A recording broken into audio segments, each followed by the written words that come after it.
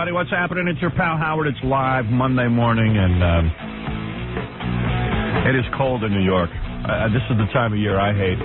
Everything's cool and groovy until we start getting to that nippy winter weather, man. And everyone's sick. And Tony, my hair person, checking in with a sore throat. Ronnie, the limo driver, out for a couple of days. Someone told me Ronnie got the flu shot. I never get the flu shot. I got it last year. Did you? Yeah. Did you get sick from it? No. I don't know. I don't know that he got the flu shot. I heard a rumor that he got the flu shot. He didn't tell me directly. But you think that's made him sick? Yeah, I do. I don't, obviously, I think most people know that when you get a flu shot, they give you the flu. But they give you a little dose of the flu. Well, I have to say that I had never taken it before. I used to get colds all season long. Yeah. Last year, because I was taking all those shots to go to India, they said, well, what the hell? We might as well throw that in a cocktail, too. Yeah. So they threw in the flu shot. I didn't have one cold. Wow. Although when you got to India, you threw up. Well, yeah, I got a little nauseous. Yeah. But no cold. Right. Yeah, I don't know. I'm just sort of one of those natural kind of freaks that says... So am I. Yeah, that, you just don't put a strain of the flu into your body because that ain't natural. But when you take in something that is going to give you malaria, and I was taking everything. So you might as well take that. You might as well take that, too. I mean, I don't know. It could be a coincidence that he could I think it is. Yeah, he could have just gotten some. Yeah, because, quite frankly, millions of people take the flu shot every year. Yeah. And they don't come under whatever Ronnie's going through. Right. Did you watch the Jet game? No, I did not. Yeah, Gary, it was really exciting. They beat New England. The Patriots. The Patriots, yeah. Yeah, they beat New England. Oh, that's good. So, Gary, when I watch the game, I love watching those guys in the stands that paint their faces green. Yeah. Because I wonder, I like to see a documentary on those guys. Like, what do they do the rest of the week? Yeah, and at what point in the day do they start painting their face green? I mean, do they work into it, or how does this all start? I don't know. I'm thinking about it I think I'm going to get the paint I do it. Yeah, I'm a jack-off. I'm going to go paint my face green. And they're older guys. They're not young guys. There were two face painters sitting behind me yesterday. Yeah. And I watched them the whole game, and then all of a sudden, one face painter just had a big red trickle coming out of his nose. I don't know if he got into a fight. Wow. But you could see the blood on his face. Yeah, those are the kind of guys that do get into fights at football games. Well, they're totally out of control, I think. Yeah, so Gary, we should talk about that guy, Pete, when we get back. There's a whole thing that goes on at football games, There's a whole world in the stands. Well, yeah, they're part of the entertainment, I guess, at this point. Gary has a funny story about what goes on. Hey, by the way, David Lee Roth is coming in today as well. He wrote a book by himself. Didn't have some guy write it for him. Well, what was he doing? It's true. He might as well write it. For a guy who has that much free time, he should have written 7 books. David Lee's stopping by, doing little breast exams today, a whole bunch of stuff. Whole bunch of stuff going on. I got tapes, all kinds of things, and I won some award. Did you? Yeah, and Hank the Dwarf was supposed to go win it, and he'd make the acceptance speech. And what happened? Yeah, he got so loaded he couldn't get on the plane. What? I'll tell you all about it when we get back. Maybe we'll call Hank. Oh, my goodness. Yeah. All right, we'll be back right after these words. Baby.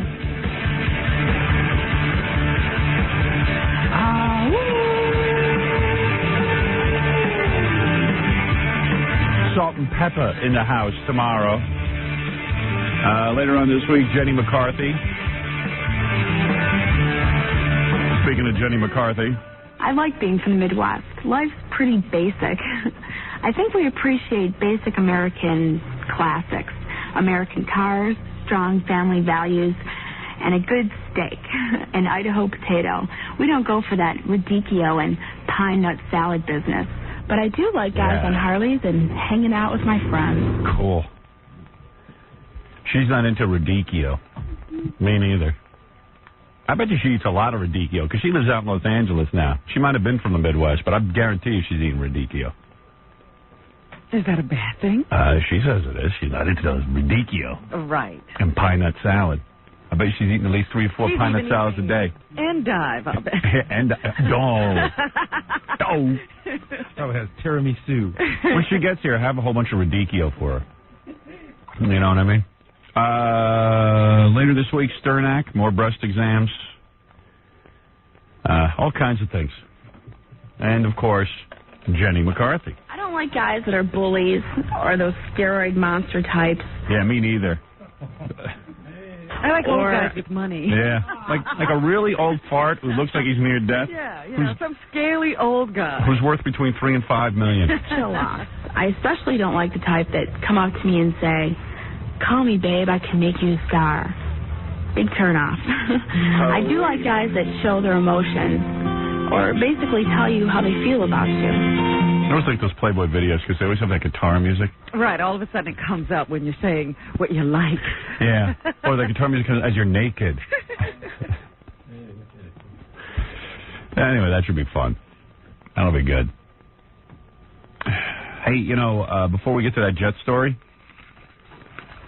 Fred was playing Howard Stern for governor, so this was weird. I'm going through the New York Post yesterday. I was reading it because I wanted to read the article that said why intelligent women love Howard Stern. Yes. Which turned out to be kind of like a one-page, like, hey, Not you know what? Big deal. After the women saw his movie, they realized that, he loves his wife. Right. Which was pretty much why intelligent women love me, so. They could have said that without all that production. Yeah, exactly. It could have been a one-line article. but so it was a page filled up with a picture. And, it gets our fans to buy the Post, which is fine. But there was this other really bizarre article. They went out and they surveyed. They did a poll. I don't know if you saw this. Did you see it? I did. Okay. I couldn't figure out what the poll was. Yeah, I know. The poll was they went out and they said to people in the race for mayor, Giuliani is running, and he's running against Ruth Messenger. Who is not black, Gary. They said, keep telling him. They said, in the race for mayor, who do you like? Who do you like the best? And Giuliani has 37%, which is the highest. And Koch has 16%. Sharpton had 15%. And then Howard Stern had 13%. Are you sure that was for who do you want for mayor? Yes. Who do you like best in the race for mayor? That's so stupid. I know. How did those other names get in there? And then, Steinbrenner, George Steinbrenner had 2%. Trump had 7%. McCoy Ross had 4%. And Messenger had nothing. Yeah, and Not Sure had 5%. I would get out of the race now if I were her. In fact, I'll tell you, this is wild. I mean, this is really wild because, I did not consider running for mayor. But you have one of the highest percentages they said, out there. Here's what they said. This is the greatest. They said that, there's two things I got to read to you. It says that, number one, they kind of, they do a summation. Yeah. Okay. All right, check this out. Ex-Mayor Ed Koch came in second, okay? Mm-hmm. A fellow who wishes he was in City Hall, the Reverend Al Sharpton, placed third. Shock Howard Stern, who once almost ran for governor, trailed closely, with Fat Cat Donald Trump a distant fifth. Right. Now, where did you're not even campaigning. At least the other guys have either held the office or campaigned for the office. Unbelievable. I mean, I really, suddenly I look like a politically astute guy. I ran for governor. You could win the the mayor's race without running. Yeah, you know what? And I even said this to my father yesterday because my father was over and he was very interested. My father wants me to be in politics. He does? Yeah, that was his dream his entire life. Oh, I thought, I said, Dad, still does? I said, Dad, take a good look at me. All right? Hasn't he figured out yet? Yeah, no. You're not suitable? No, he doesn't believe that I'm not suitable. He was grooming me to be the next president of the United States. Wow. So my father goes, this is unbelievable. He's like... He was ready to open an office. I said, Dad, I would serve if elected, but I will not run. Then it says, Giuliani got most of his support from whites and older people. Almost half the blacks polled picked Sharpton as their favorite New Yorker. Stern did well in the 18 to 34 group, but he was tuned out by those 55 and older. There it is. Well, if we knock off some old people. Yeah. I don't know if it was for favorite New Yorker or favorite New Yorker to be mayor. See, I thought it was favorite New Yorker. That's why I'm telling you I was confused by the poll. Oh. It's not just to be mayor. I think it was favorite New Yorker. Yeah. Well, I'm going to say it's for mayor. Okay. Just for our purposes, okay? Sounds to me like something political. Between you and me. That's why I wondered, because the big headline on the article was what's hot and what's not. Yeah. And then you never see any hot or not, but you see this poll. Yeah. Why Howard and the smart women who love him. And here's two women, Elizabeth Mann with her mom, Linda. Can't get enough of Howard Stern. That's kind of, they said some nice stuff. And then it was like Christy Todd Whitman and Camille Paglia, used as smart women who love Howard Stern. But the article really didn't reveal anything. No, you didn't learn a damn thing. No, but who cares? That's good publicity. Hey, I'll take it. Learn that the videotape is for it. That was like nice publicity. Yeah. Yeah, I mean, I'm not... Plus, it was in the paper all week that this article was coming up. Yeah, hey, that's good. If they want to spread the myth that smart women like me, good. Go for it. Right. Maybe more will be duped. Right. So Gary goes to the Jet game yesterday, okay? And I just said to him when I came in this morning, I said, I just think those guys who paint their faces green are just really funny because they look like terminally adolescent. Like they're like guys in their 40s who paint their faces green, and I guess it makes their day to be there because they get on TV because their face is green. There were these guys up in New England for years. They were my favorite ones of any team. They used to wait till it got below 20 degrees. Then they would take off their T-shirts, paint their chest orange, and put pumpkins on their heads. I know. And right, covering their faces? Yeah, but you got to understand something. It's freezing outside when they do this. You see the breath coming out of the pumpkin. Yeah. And like a lot of these guys have real jobs and stuff. Oh, I'm sure. They have wives and kids. They're just wackos who want to be known. What do you think it is psychologically? They need attention. They do. This is their little niche. Because every team, we were just talking yesterday about all the teams. The Knicks used to have this guy in the 70s, Dancing Harry. Right. He used to dress like a pimp, and he used to go put like a hex on the other team's neck. Right. And then the Jets, when they were at Shea Stadium, had this guy, the Chief, who would run around in, chief regalia, like an Indian. Yeah. And that's their claim to fame. Yeah, and these are fans. They're not paid by the team. But Gary says there's this guy, Pete. Well, who's he? All right, Pete's in the stands, and, first you think, Pete's just some jack-off that nobody's paying attention to, but Pete, is the mayor of the rooting section. He is the guy. He comes down there, and it's him and his brother-in-law. Yeah, everyone says it's his brother-in-law. They're legend. They've been doing it for 15 years. Yeah, the brother-in-law stands there and puts Pete up on his shoulders. And if you'd ask me, the brother-in-law is the one doing all the work. And Pete's no lightweight. I mean, he's not a heavy guy, but he's got to be 160, 170 pounds. Yeah, and what does Pete wear? Pete wears those green and white stupid pants. Right. And then he wears a Jets jersey. Right. And he wears a green fireman's helmet that says Jets all over it. Right. And then he gets up on his brother-in-law's shoulders. Yeah. And he begins to lead the chant for the Jets, which is his own special chant, right? Right. The J-E-T-S chant. J-E-T-S, Jets, Jets, Jets. Yeah, do it for Robin, how he spells out the letters here. What he does is he gets the crowd all riled up, and he runs around on his brother-in-law's shoulders, yelling and everything. Oh, so his brother-in-law's running around. Exactly. Right. So then the big moment comes when they have to do the chant, so he needs to let everybody know it's ready, so he sticks both his arms out like he's an airplane, and he gets everybody ready, and he gets into this deep concentration. And then he puts his arms up, and he goes, J-E-T-S, Jets, Jets, Jets. Yeah, and everybody, when Pete gives a signal, all the fans respond. Right. You have to yell with him. That's why he goes into that deep trance, because everyone goes, okay, Pete's ready for us to chant. Exactly. Yeah. Well, can we talk to Pete? I was going to get his number yesterday. I was really thinking about getting his number. Because not only all the fans know who he is, a couple of ex-Jets came down before the game. Like Joe Klecko came down to say hello to him. Right, sure. They become members of the team. Yeah, but Klecko came down and said hello to Pete. I understand that Marty... Specifically. Joe Klecko and Marty Lyons, who used to play for the Jets, I understand that some years ago, Marty Lyons gave this guy a football that was autographed by the whole team. Right. To thank him for being such a good fan. Well, that's another reason that they do it. They actually get attention from the team. And he wears a jersey that another football player gave him. Do you know how many failed Petes there are? Guys who get up on shoulders or do something weird, and people just reject them and laugh at them and ridicule them. To become a Pete is a very difficult thing. I think you have to do it over and over again. The guys who fail do it once and they get so embarrassed they never do it again. I mean, do you think the first time Pete got up on his brother-in-law's shoulders, it was like an accident? I don't know. Did he do it from the standing position first and that didn't work? I don't know. Did it morph? And then here's another thing. The reason why Pete's such a legend, again to everyone in the section, is Pete's been doing this through a lot of losing seasons. Right. When the Jets weren't very good and there weren't a lot of people there. Right. Well, see, that really counts. And then finally, that's part of it, though. And then the other big thing is they have these video monitors at the Jet game, and they show commercials, during the breaks or whatever. So I'm looking up at the monitor, and there's this Vermont teddy bear commercial, which is supposed to take place with these cheerleaders at the game.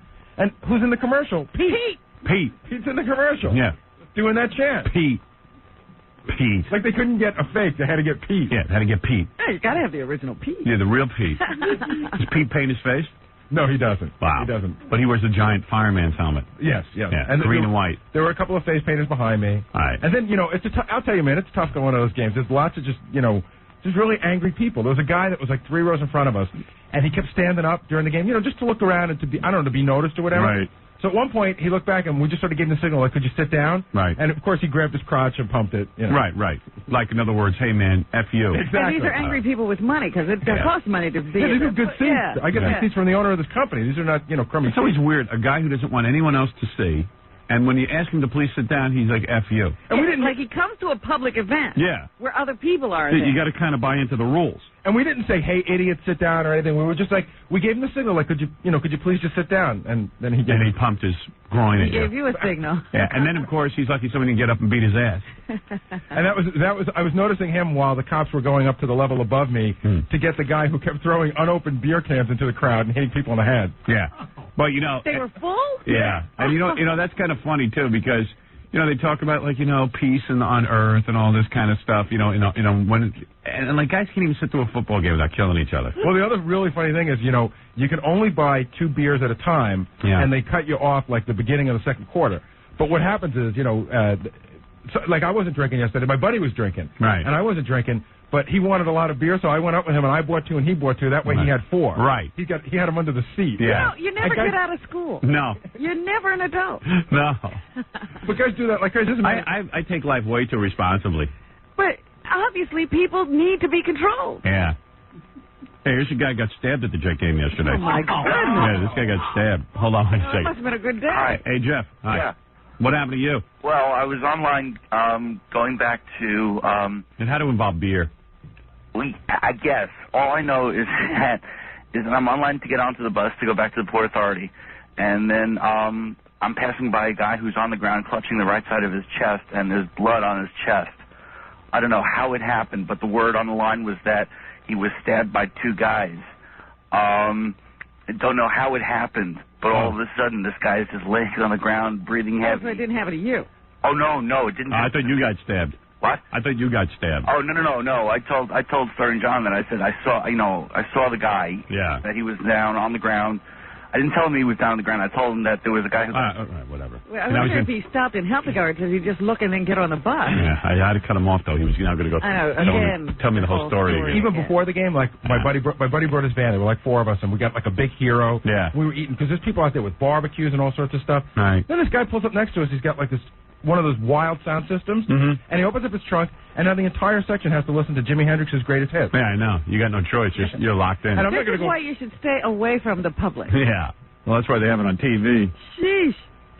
Do you find it relaxing when you go to the games? Yeah, it was a lot of fun. Was it? It was a lot of fun. Yeah, I don't know. Sometimes people get me so nuts that I can't enjoy it. You would go crazy, Howard. Yeah, but I don't even mean, like, let's say I was just a guy going there. No, even if you were just a regular guy. I know, go crazy. There's too much pushing and shoving, and you're not a big drinker, and everybody's drunk. Yeah. And, and everybody's yelling and screaming and doing their own thing. But you enjoy that.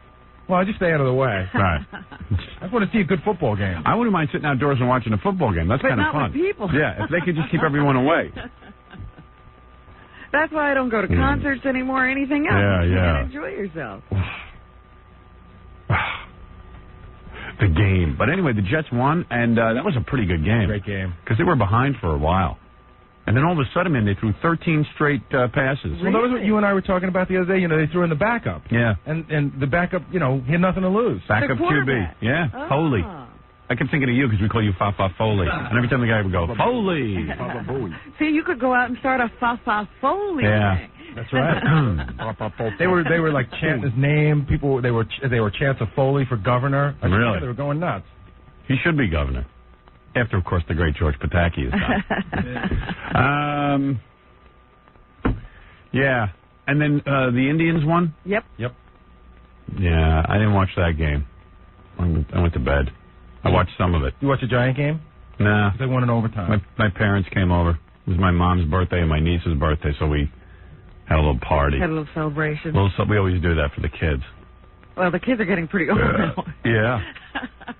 And my niece was 20, so it was like, But hey, why not? How much longer is this going to go on? Yeah. And my mom's like 70. She still wants a party. Right. I can't believe my mother's 70. Oh. Just 7-0. Yeah, just 7-0. She's a spring chicken. A landmark. A my old man was smart. He married a broad 5 years younger than him. He nabbed her right out of high school. He was dating. So he's got a young chippy still. He was in the Army and he was dating a high school chick. You know, your dad's some of the guys we talk about. I know. That's kind of wacky. He was in his 20s? Yeah, I guess that was accepted back then. And she was 15? No. Oh. No, maybe. I don't know. I don't know. We ought to call them later. Find out. He said he took her to the prom. Yeah, so let's say you get out of high school and you're 18. Uh-huh. Like he had to date her for a while, right? Or maybe he met her when she was 18. Did he take her to the prom in his Army uniform? I think so, yeah. I think he might have. But she had a soldier. That's a good move. Yeah. A cradle robber in uniform. Well, if she was 18, maybe he was only 21, 22 or something. No, he was a bald Roman Polanski.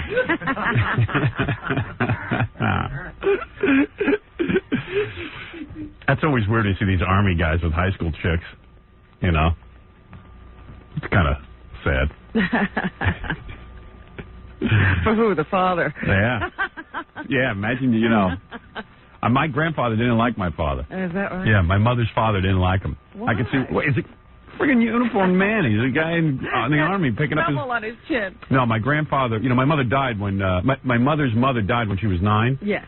So my grandfather used her like a slave. Oh. Like she cooked and cleaned. Cinderella. And he was like, I don't want her to marry some guy. I want to have a cook. I want to have a cleaning person. She was Cinderella. Yeah. His father was the prince. He was a liberator. While he was liberating our country from the Nazis, That's he was right. liberating my mother from her father. He stormed her father's house. There you go. And now my father took my mother prisoner of war. I don't know who's holding who prisoner at this point. I wonder, too. Yeah. No, I think my mom's holding him prisoner. I think she got the upper hand. Yeah. They were screaming and yelling at each other last night because my dad doesn't like going shopping for clothes. Uh-huh. And my mother wants him to get, like, some new suits. And he's like, I don't go anywhere with suits. I have 5 suits. Why do I need a new one? And he's right. I mean, his suits don't change style. It's the same goddamn suit. Why does she think he needs a new one? She just thinks that he's supposed to get... He goes, I went in my closet. I counted. I have 30 shirts. Your mother wants me to get more shirts. And I'm like, Ma, he's an old guy. If he's happy with his shirt. Yeah, leave him alone. That's the weird thing about marriage. Why can't he decide he needs a new suit? And when he needs it? It's weird. Is she sick of going out with him in the same old thing? Yeah. I guess. She wants to see him in different outfits. She wants to dress him up. Yeah, maybe it's like Tommy Lee and Pamela Anderson. There you go. You got to see him in different outfits. I don't know. My father's shirts all look the same. Just what did she have in mind? Who knows? But she likes to take him shopping, and he hates shopping. It annoys the hell out of him. He doesn't care what he wears. And he's like, why do I have to spend money on a suit? It's ridiculous. But he goes because she yells at him and nags him. It's crazy. Marriage is crazy. I bet it was the exact opposite way around at the beginning. When he was the Army man, she was a high school girl. Yeah. I bet he yelled at her. Maybe. But now it's different. Who knows? I think he likes being pussy whipped.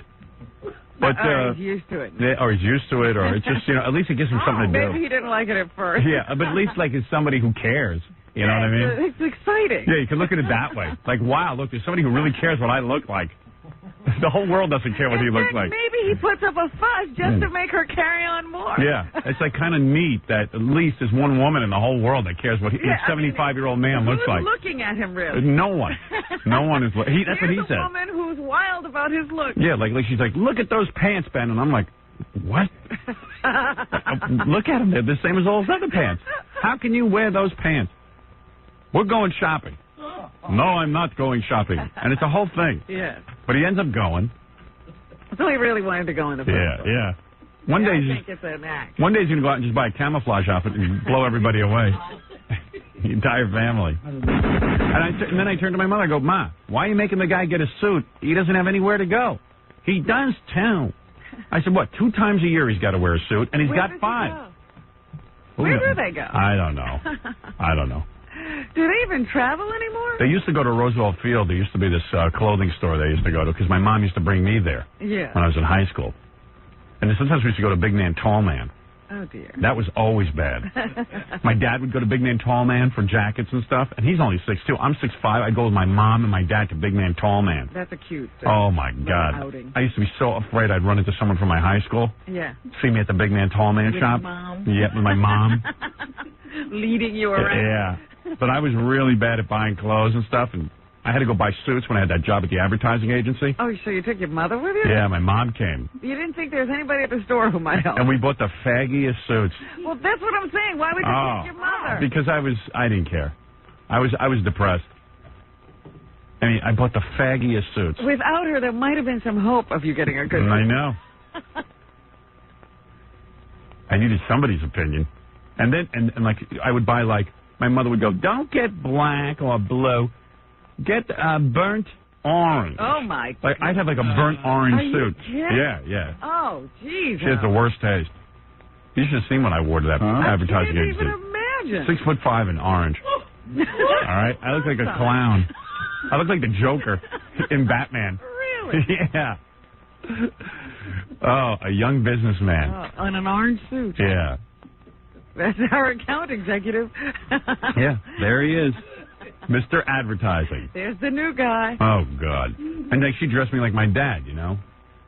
Which is, like, okay, because that's what she was into. I brought her. It's my fault. God, I looked odd. It never occurs to you, though, that you might know better. No. Not back then. I was confused by it all. I was confused by life. I was going to say. Yeah. Sounds like. I was in a state of, like, I was like Rip Van Winkle. I was mostly asleep. All you did in high school was try to prevent your mother from buying you clothes. I know. And you get out of college, you take her to buy you clothes. Yeah, that was me. That's why she left me. She goes, yeah, you act like a big shot now. She goes, but you took me. You're the one who begged me to take you for clothes. I wasn't looking to go. She fixed you. Yeah, she sure did. Made no sense. So, what'd you do this weekend? Anything cool? Nah, just hung out, rode the horse. You did? You went up there? Yeah. Yeah. That horse. Time. Robin's still trying to convince me that that's exercise. It doesn't matter whether it's exercise or not. It's not. It's fun. No, I don't believe in having fun unless you're losing weight. I love jumping a horse. Really? Yeah. You jumped with the horse, like Christopher Reeve? Yeah. Yes? Yeah.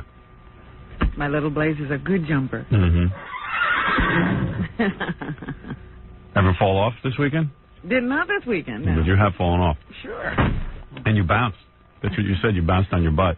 Once. Boy, Right. that was the toughest fall. But that wasn't off Blaze. That was Right. off some strange horse. Yeah, I didn't do much. Hey, I'm trying to think what I did this Saw a weekend. couple of movies. What'd you say? Saw Devil's Advocate. How is that? That's pretty good. Wasn't there another movie called Devil's Advocate? I don't know. With Brad Pitt and Devil's Own. Yeah. And That's where Al Pacino is the devil? Yeah. And actually, you know, from the trailer, I thought, oh, this is going to be really bad. It turns out it's really good. Oh, really? Yeah. Oh, cool. It's a lot of fun. And then, what was the other one I saw? See, they should have hired me to play the devil. That's a role I want to play. Boogie Nights. How's that, bad? I don't like that so much. Is Burt Reynolds horrible in it? Yes. Yeah. Burt Reynolds. Why is it? Burt Reynolds. Why do they always? Every time Burt Reynolds gets a movie now, they go, "This is the movie that will win Burt Reynolds the Oscar." It's First of all, comeback role. does anybody care if Burt Reynolds wins the Oscar? I mean, they make it seem like it's a really important thing for Burt Reynolds to win an Oscar. I don't care. And then you go to see these movies because you hear this. I got to admit, it works. Because you go, wow, it's his big comeback role. They said this about that stripping movie he did. Yeah, it was horrible in it. I mean, like the worst performance I've ever seen from any actor. And then you go to see like Boogie Nights, and he's probably sucks in that too. You know what's good about the role in Boogie Nights? He has more hair on his head. Really? And it kind of fits because all those porn guys have bad hair. Right, and so he's got this huge toupee. And you know what it is? His toupee deserves an award. That's the thing you notice. Yeah. Hey, you're on the air, dude. ESAT, you're on the air. Is your name ESAT?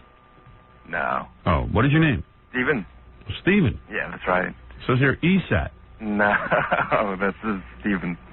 Yeah, I was wondering, I know that Robin was breaking up with Mr. X. I was wondering if she's been out with anyone since, or if she's, if not, if she's into Gooks.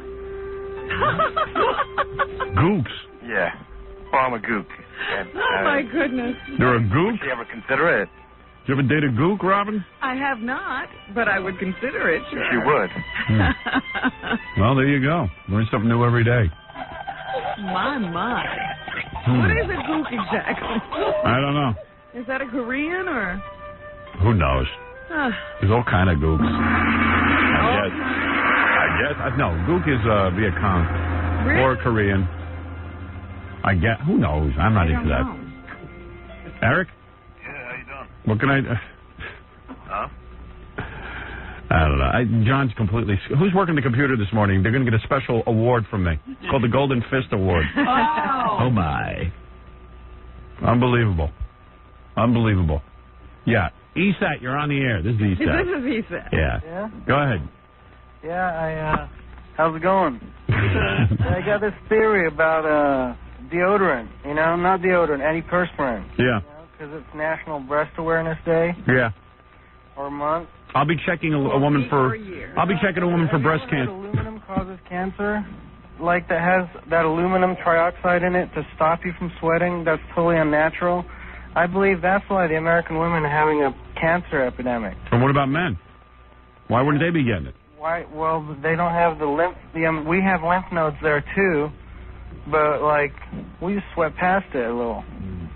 We sweat past it? I don't know, man. That's my theory. But I just disproved your theory. Why would women be getting breast cancer and not men if it was being caused by antiperspirant? Because they have sensitive tissues that need to vent more.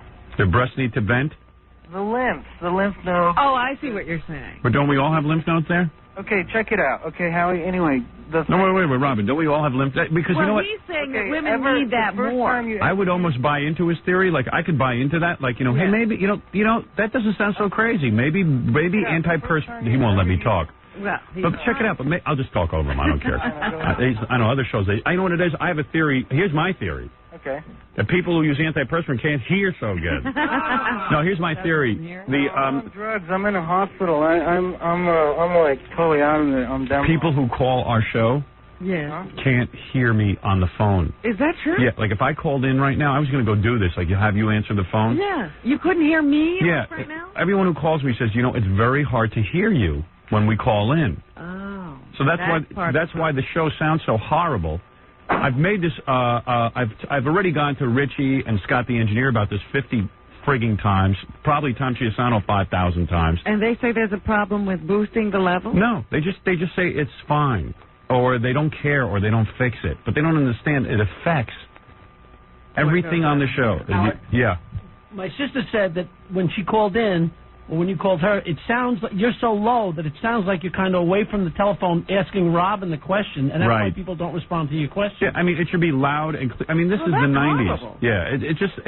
But it does me no good. I'm exhausted from it. I'm out of here in 3 years. I got 3 years left, and I'm out of here. Trust me on that. I know I've kind of cried wolf before and said I'm leaving, but I got 3 years, and I'm gone. I can't take it. I don't have the tools. What? This is such a weird place because, we talked about this in our meeting on Wednesday. You know what I can't... And nothing has happened. Yeah, and you know what I can't... Of course not. You know what I can't understand? Because, Scott, I'll have to yell and whine, and then everyone can say what a prick I am. We have to yell twice to make sure that you really want it done. Yeah, exactly. Like you wouldn't want to hear. Yeah, right. That should be the listeners know what we're doing. So I told Scott to take care of it, but Scott's like a guy without a penis at this point. He just walks around the halls bent over and all distressed and beaten. And then if you tell Richie, it's like, does Howard really want this? And then I tell Tom, and then Tom has to have it on his desk for a week before he can figure it all out. He's a complete retard, useless waste of human anything. That's our general manager, who is useless. Except for sitting and evaluating my show. That he's an expert on. Good morning, Robin. See, this guy can't hear me. Yeah, I can. But you insist on yelling under us anyway. Well, why not? Oh. I don't know. Do you paint your face when you go to football games? Not even. I don't think this guy's going to any football games. This guy's in the hospital. What's his problem? You got mental illness? I had the worst flu, and then my foot swelled up and my kidney hurt, and I'm in a wheelchair anyway, so. Oh. Oh, no wonder. One of those guys. But, hey, let me finish about this thing. The first time you ever used antiperspirant, you ever noticed probably your sweat didn't smell so bad and then you used it and then it stopped you from sweating and saved it up and it smelled worse? I got to be honest with you. I never analyzed my antiperspirant. He's that much. had a lot of time to think about it. If you just go to deodorant for a week, you will smell really bad for a while, and you don't have that deodorant on, and then it'll fade out to your normal smell. Yeah, but the normal smell reeks. Saved up stuff from antiperspirant. Just stop using antiperspirant if you're using it. Do you use antiperspirant? Deodorant will work great. What's the difference between deodorant and... Deodorant just covers the smell. Antiperspirant stops you from sweating. Oh, you know what? I never even considered that. This guy is annoying. He can't hear us. I know. No one can hear us on the phones. I got to go in the other room and call in. I'm just too high on Demerol. I got to hang up on him. I was into what he's talking about. But Yeah, but you can't have a discussion with him. yeah, well, I finally found out why. It's not his fault. They can't hear us on the phones. It's like almost a whisper. We're a distant voice in the background. But he is making a point. There's a difference between deodorant and antiperspirant. Well, okay, you know, I had never even thought about that. Antiperspirant is a sweat blocker. It stops the normal process. I wonder what I use. I never even know. I don't even know if I use What a do you deodorant use? or an antiperspirant. What is your product? I don't know. I forget the name of it. It's a roll-on. I thought they were all like. I never even thought about it. Some are deodorants. You know, he might be right. What about breast cancer being caused by certain kinds of antiperspirant? Why'd they do a study? See, I use It's a deodorant. great theory. It really is. If it's unnatural, and if it's stopping the flow of sweat, it's got to back up, and it's dirty. And it goes into your breast. Oh, yeah. I was using the regular deodorant for a while. I switched to like more of the natural stuff because I had a shirt. I never saw it before. It scared the hell out of me. I looked and there were sweat stains underneath, and there was it looked like pieces of aluminum where the sweat stain was. Wow. I swear to God. And have you ever seen it discolor? And I found that out from a dry cleaner. It's like the dry cleaner told me. I says, "What the heck is that shiny stuff?" He says, "You use deodorant, right?" And I says, "Yeah." He says, "That's aluminum." Wow. What is it, Baba Booey? A female intern was just telling me the same exact thing. She gets these aluminum balls under her arms from the deodorant. It's freaky. From deodorant or antiperspirant? Antiperspirant. I guess it's the antiperspirant. Wow. Because the names have become synonymous. People just think of deodorant as deodorant, but most people are getting antiperspirants. I don't know what I use. It's called Ban Roll-On maybe or something? No, maybe... I don't know. I use the natural stuff. I'm going to go home and look.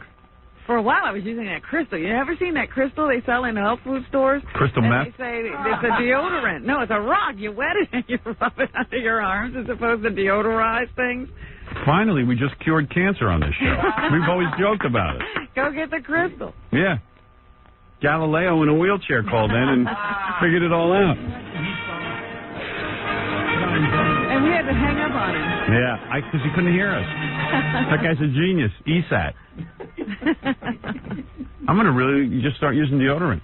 Because I'm not a real smelly guy, and I also shave my pits. Yeah, I've been using deodorant for a while. Because Yeah. first, they're irritating, too. Really? Oh, yeah. Gee, now here's another thing I can obsess on. I really wish we hadn't had this. I was fine about my deodorant. I love my deodorant. I rash up immediately Really? when I use that stuff, yeah. Wow. I have a great deodorant. I love it. I hope it's not an antiperspirant. We have to go read labels now. Because it makes me feel good. Wow, you guys find balls of aluminum? I don't have the balls of aluminum, but I noticed it in his shirt. It's like Wow. it looked like like someone had spray painted silver paint underneath my armpit. Wow. It was That's that heavy intense. duty. It What was were like- you using? Yeah, just the regular stuff that everybody else uses. I forget what it was. Wow. But it was like an antiperspirant. Uh-huh. And then I looked on the label, and it did have. You know, on Long Island, tons of women have breast cancer. They've never been able to figure out why. Maybe they're all using antiperspirant. Get off the antiperspirant. Let's try it. Yeah. We might have hit onto something, and our show will be responsible for saving lives. And that idiot in the wheelchair, he'll get no credit. Who needs him? Who needs him? We'll get the Nobel Prize. Right. Screw him. All right, we're going to take a break. We'll be back right after these words. Okay. I have so much to talk to you about. David Lee Roth is coming in this morning. He'll be here in about a half hour or so. Well, he's written a book, and Yeah. he must have had an exciting life. Oh, yeah. Yeah. Jenny McCarthy's coming in later in the week. And, yeah. I'll get you in the mood for that. I like being from the Midwest. Life's pretty basic. I think we appreciate basic American classics. American cars, strong family values, and a good steak, an Idaho potato. We don't go for that radicchio and pine nut salad business. But I do like guys on Harleys and hanging out with my friends. People from the Midwest all think that, like... They're real Americans. Yeah, I know. I've met, like, because I lived in the Midwest for a while when I worked in Detroit and stuff. Yeah, and I lived in Ohio. Yeah, and everybody thinks, like, they're, like, real American and they don't like Radicchio. What are you from, that New York? Yeah, like, I would like Radicchio. Why would I like that crap? And I guarantee you Jenny McCarthy eats Radicchio. You know what I'm saying? Well, if she was really a Midwesterner, she wouldn't know what it was. All right. Real Midwesterners don't know Radicchio. I got to play you, there was an award ceremony, a Billboard Radio Award ceremony. I've got tape of that. I got to play that for you later in the show. It's too funny. The whole weekend was too weird. Do they broadcast that anywhere? No, but we have tape of it. So now we can broadcast it. Casey Kasem won a lifetime, the Allison Steele Award. Poor Allison. Are you kidding? Yeah. Allison didn't win that award. No. Allison never won an award. We know Allison real well, and she died about 2 or 3 years ago. Yeah. Great, really great woman, but... Don't think she won any awards. Yeah. Now there's an award in her honor? Yeah, and Casey was almost brought to tears. Did he know Allison? No, but they ran a little clip of her, and he got very moved by it, supposedly. Oh. Yeah, but wait, you know what? I'm jumping ahead. You got to hear the whole weekend. You got to hear the whole story. Wait till you hear this story. It's bizarre. It's bizarre. For some reason, I don't see why nudity should be downplayed. I mean, unless you get famous. Born nude, God made us nude. Why condemn it? I mean, it's beautiful. You know, why not show it? Yeah. Right? Advice I'd give to a young lady who's thinking about joining our Playboy model club would definitely be to be as natural as possible. Oh. What? Natural? You better goddamn well get implants. And the other surgery? Yeah, I mean, come on. What do you mean natural? It has to be natural. Yeah. It has to be pure, simple. Pure? Good. Have a certain kind of look, which is girl next door. So just really be yourself and act natural. And look at my next door neighbor today. See if she looks like Jenny McCarthy. Yeah. Be pure. Anyway, Jenny will be next door. We're gonna have plenty to talk to her about. Sternak. More cliches at us. Yeah. Well, I think they write that stuff for you. I can't imagine she's really saying that stuff. Could she be saying it? Salt and Pepper will be in the house. Have you seen their new video? Probably. I always think about you when I see their videos because I say, Howard, because it's mostly your favorite, Pepper. Pepper. Big old Pepper. Big girl with orange and blonde hair. Big old ass. Short shorts. Shoopy doop. Big old Pepper. What's up, Pepper? What's up with Pepper? What the dilly-ah? Okay, remember the woman who called... I got a million things to get to here, but remember the woman who called in on Friday? A lot of people were talking to me about this. The woman who thinks Robert Redford and Robert Urich are after her? Yeah. They're trying to kill her? Yeah. She's on the phone and her husband's willing to talk to us. She got her husband to talk to her. Yeah, hi. Wonderful. Is this Maria? Yes, Mrs. Stern. All right. A lot of people, you told me, were ridiculing you because, let's just review, for those who didn't hear it. It doesn't make any difference if they rebuke me. If I'm dead, they won't be rebuking me. Exactly. And I was one of the few people who ever believed you, right? Right. And I'm grateful for that because I don't usually call you. Right. I'm fighting for my life, sir. Right. Now, when do you think this murder is going to occur? Do you know? Well, what I'm picking up, what I'm discerning is probably around Halloween time. Okay. So, Maria, let me just recap here and stop me if I'm wrong. Okay. You believe Robert Redford and Robert Urich, the two actors, are involved in a plot to kill you. And my husband. Okay. Because your daughter... Yes. Robert Redford wants to marry your daughter. Correct. Okay. If he marries your daughter and becomes president of the United States... Yes.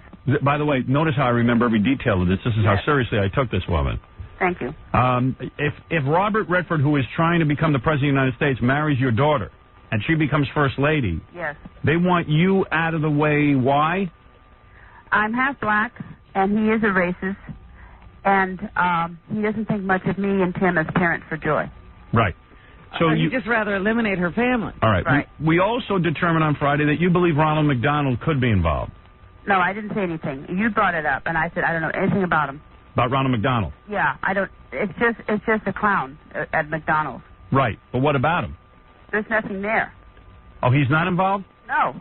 I never said anything. You brought it up. Oh, I thought you led me. I said there's a McDonald's area, patent plate where I live. I agreed with that. You did? Yeah, but I didn't say anything about Ronald McDonald. All right. All right. Now, I asked you, was Robert Blake involved? You said no? No. All right. Who else is involved in this plot? Do you know? Just these two. Just these two. Okay. All right. And now your husband is on the phone? Yeah. Well, I'm not ready to talk to your husband yet. No. He doesn't really care for this. He could care less if his life is taken or not. That's the way he has a carefree attitude. All right. Now, what happened when you called the police about this? Okay, I didn't call the police. I went to the police. Right. And I gave him a report. They took my name down, but I wasn't able to write down the report, okay? Right. I mentioned their names and everything. The police officer's name was Coffin Man, as in Coffin Man, and another bald-headed man. And I gave him the report. That's all I could do. The officer, Coffin Man, says, how did he say this? He says it's in God's hands. And I said, okay. All right. And didn't the police say, listen, you better check in with us every day? Yeah, I didn't check in with them. They said I could call them if I want to. Right. But I've been praying a lot, so I didn't have time to do this. Okay. Now, let's determine the extent of this. All right. Why do you think Robert Urich and Robert Redford teamed up? Why would Robert Urich be involved? He has this preconception that I am his first wife. He came to my wedding in '62, and he considered me I was his first love, and he considered me his wife even till now. And he thinks of me as Nicole Simpson, which stresses me out. I did write to him 4 years ago at the William Morris Agency, and I trusted him. I found out he is a betrayer, so I never contacted him again. It was on a personal note, and I gave him my phone number and address. What do you want to say, Robert? From that time, I found out that he had my phone tapped, and he knows my address. And everything started changing in my life. I started suspecting things on my phone, and I'm getting all kinds of mail from other people relating to psychiatrists, all kinds of things, and I never sent.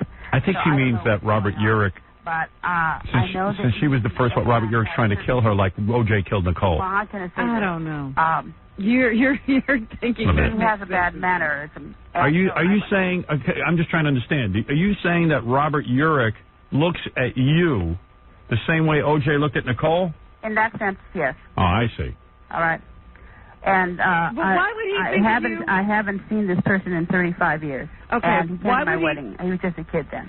And I have no interest in him. I never have. But I trusted him because of the feeling I found out that he cared for me. Is Buffalo Bob Smith involved in this? Who? Buffalo Bob Smith. What does this have to do with Howdy Doody? Yeah, I'm asking you, is he involved at all? No. What about Rob Reiner? No. What about Jean-Claude Van Damme? No. Or David Lee Roth? No, I have nothing. All right, I'm just trying to what does ascertain. Robert Redford No, I have no knowledge of this. How did he meet your daughter? How often do I contact you, sir? This is the very first time. So I'm saying Robert Redford. How often? How did he meet your daughter? Okay, he knows of my daughter in relation to when she was 17. At that point in time, 7 years ago, I don't know how he knew about me, but DJs were letting me know that he was meeting me, and I started picking up clues on the radio station. It had to do with Rock Hudson. I wrote to him many years ago. Rock Hudson? And I guess he found out about it. And I don't know how he knew what I looked like. She's one of those. And this relationship on the radio is radio. giving her messages. Yeah, the radio's giving her messages. DJ I gotta talk to the husband because he has to live with her. Yeah, well, I just wanted everyone to see how wacky she was first. He said that he says he's I want to meet the guy who has to put up with this. Nobody's ever met anybody, but radio waves have told her these things. I know. And that's how I was picking up clues. And I found out at the time when he was married to Lola and he was 51 and Joy was 17. So you never really have met any of these people. You're getting all these. You're getting these. I've seen Redford on his motorcycle, Honda and Kawasaki. His description is 5'9", green eyes. He's left-handed. He has a tattoo of the Marine insignia on his upper left arm. He is drinks beer. He smokes Camels. He has a soft-spoken voice. Right. He goes by many aliases: Gary, Steve, Scott, Carl, Sheila. He dresses in drag. Yeah. He dresses in drag. I believe this. And 7 years ago, he had a gray jacket, a gray skirt, a turquoise blouse, a pearl brooch, a reddish kind of bob hair, lime shoes. Maria, let me ask you something. Did you tell anybody else at the time that was Robert Redford? As far as when he dressed in drag? Yes. I could care less. Let me ask you something. You never actually met these guys, though. Most of the information's coming from the radio, right? Okay. What I'm trying to say, when my heart was broken by Redford 7 years ago, I moved from Fullerton to Phelan. It's a little small town there. Right. And when I moved there, within several months, all of a sudden, the son of a bitch was at my grocery store, Sunshine Market, okay? He was at the cashier. I'm really nervous. What causes you to snap like this? I don't want this to happen to me I one don't day. think he snapped. I think this was a slow slide. I don't know what That's called started it. schizophrenia, right? I mean, I'm no psychiatrist, but I would guess this is schizophrenia we're listening to. And I couldn't understand how he knew where Hey, I lived. Fred, you want to call in as Robert Redford in the other room? All right, go ahead. And I recognize him. Fred will call in as Robert Because Redford. he sees people and then she thinks that's Robert Redford over there in It's a disguise. Catholic retreat. Yeah. Somehow, I don't know how you knew about it, but he was there. And how did he break her heart? I was And I'll ask her. introducing him to the people at the table. How did Robert Redford break your heart? He wanted to have a relationship with me. Right. And this lasted 3 weeks. But 4 decent DJs let me know what he was like. One was Gary, the other one... He found you fascinating? Pardon? He found you fascinating. I don't know about fascinating. Mhm. I guess he liked my eyes for some reason. I don't know. She's so scary attractive that Robert Redford had to have her. The DJs were telling me things about him. The DJ. And then I Yeah. found out he was... The DJs are all tied into this. Well, what made them His heart so was smart? We broken, might but I think felt most DJs good are that his heart idiots. was broken Wait because till I Fred calls in as Robert Redford. I didn't want to get myself in a love triangle. And I'm very I should have proud told that Fred what to say. Fred, if you're listening to me, just say, listen, you're very distressed because But then when I found out about none of this is true. You want to... That's right. You're not trying to kill him. the daughter, what about the mother? She's going to go wild. And then we'll get the husband on the Gary, phone. another DJ, Because he's probably like ready to kill himself. Henry tracked him. He's a lunatic. He's a lunatic. And so Right. I dumped him. I'm telling you the truth. There's no reason for me to make up.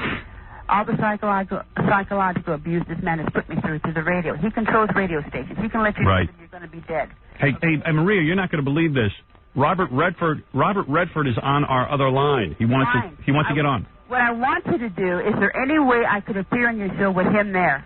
Well, I'll tell you right now, I can hook you guys up by phone. Maybe we can make that happen. Let's see what happens. Let's see what he has to say for himself. All right. All right. Here we go. Arthur, this is the first time we've ever spoken. I want you to tell the truth. I want you to take the contract off Yes. right now. Okay, hold on. Let's get him on. Mr. Redford? Good morning. Hi, how are you? I'm a little distressed, Howard. Yes. Good.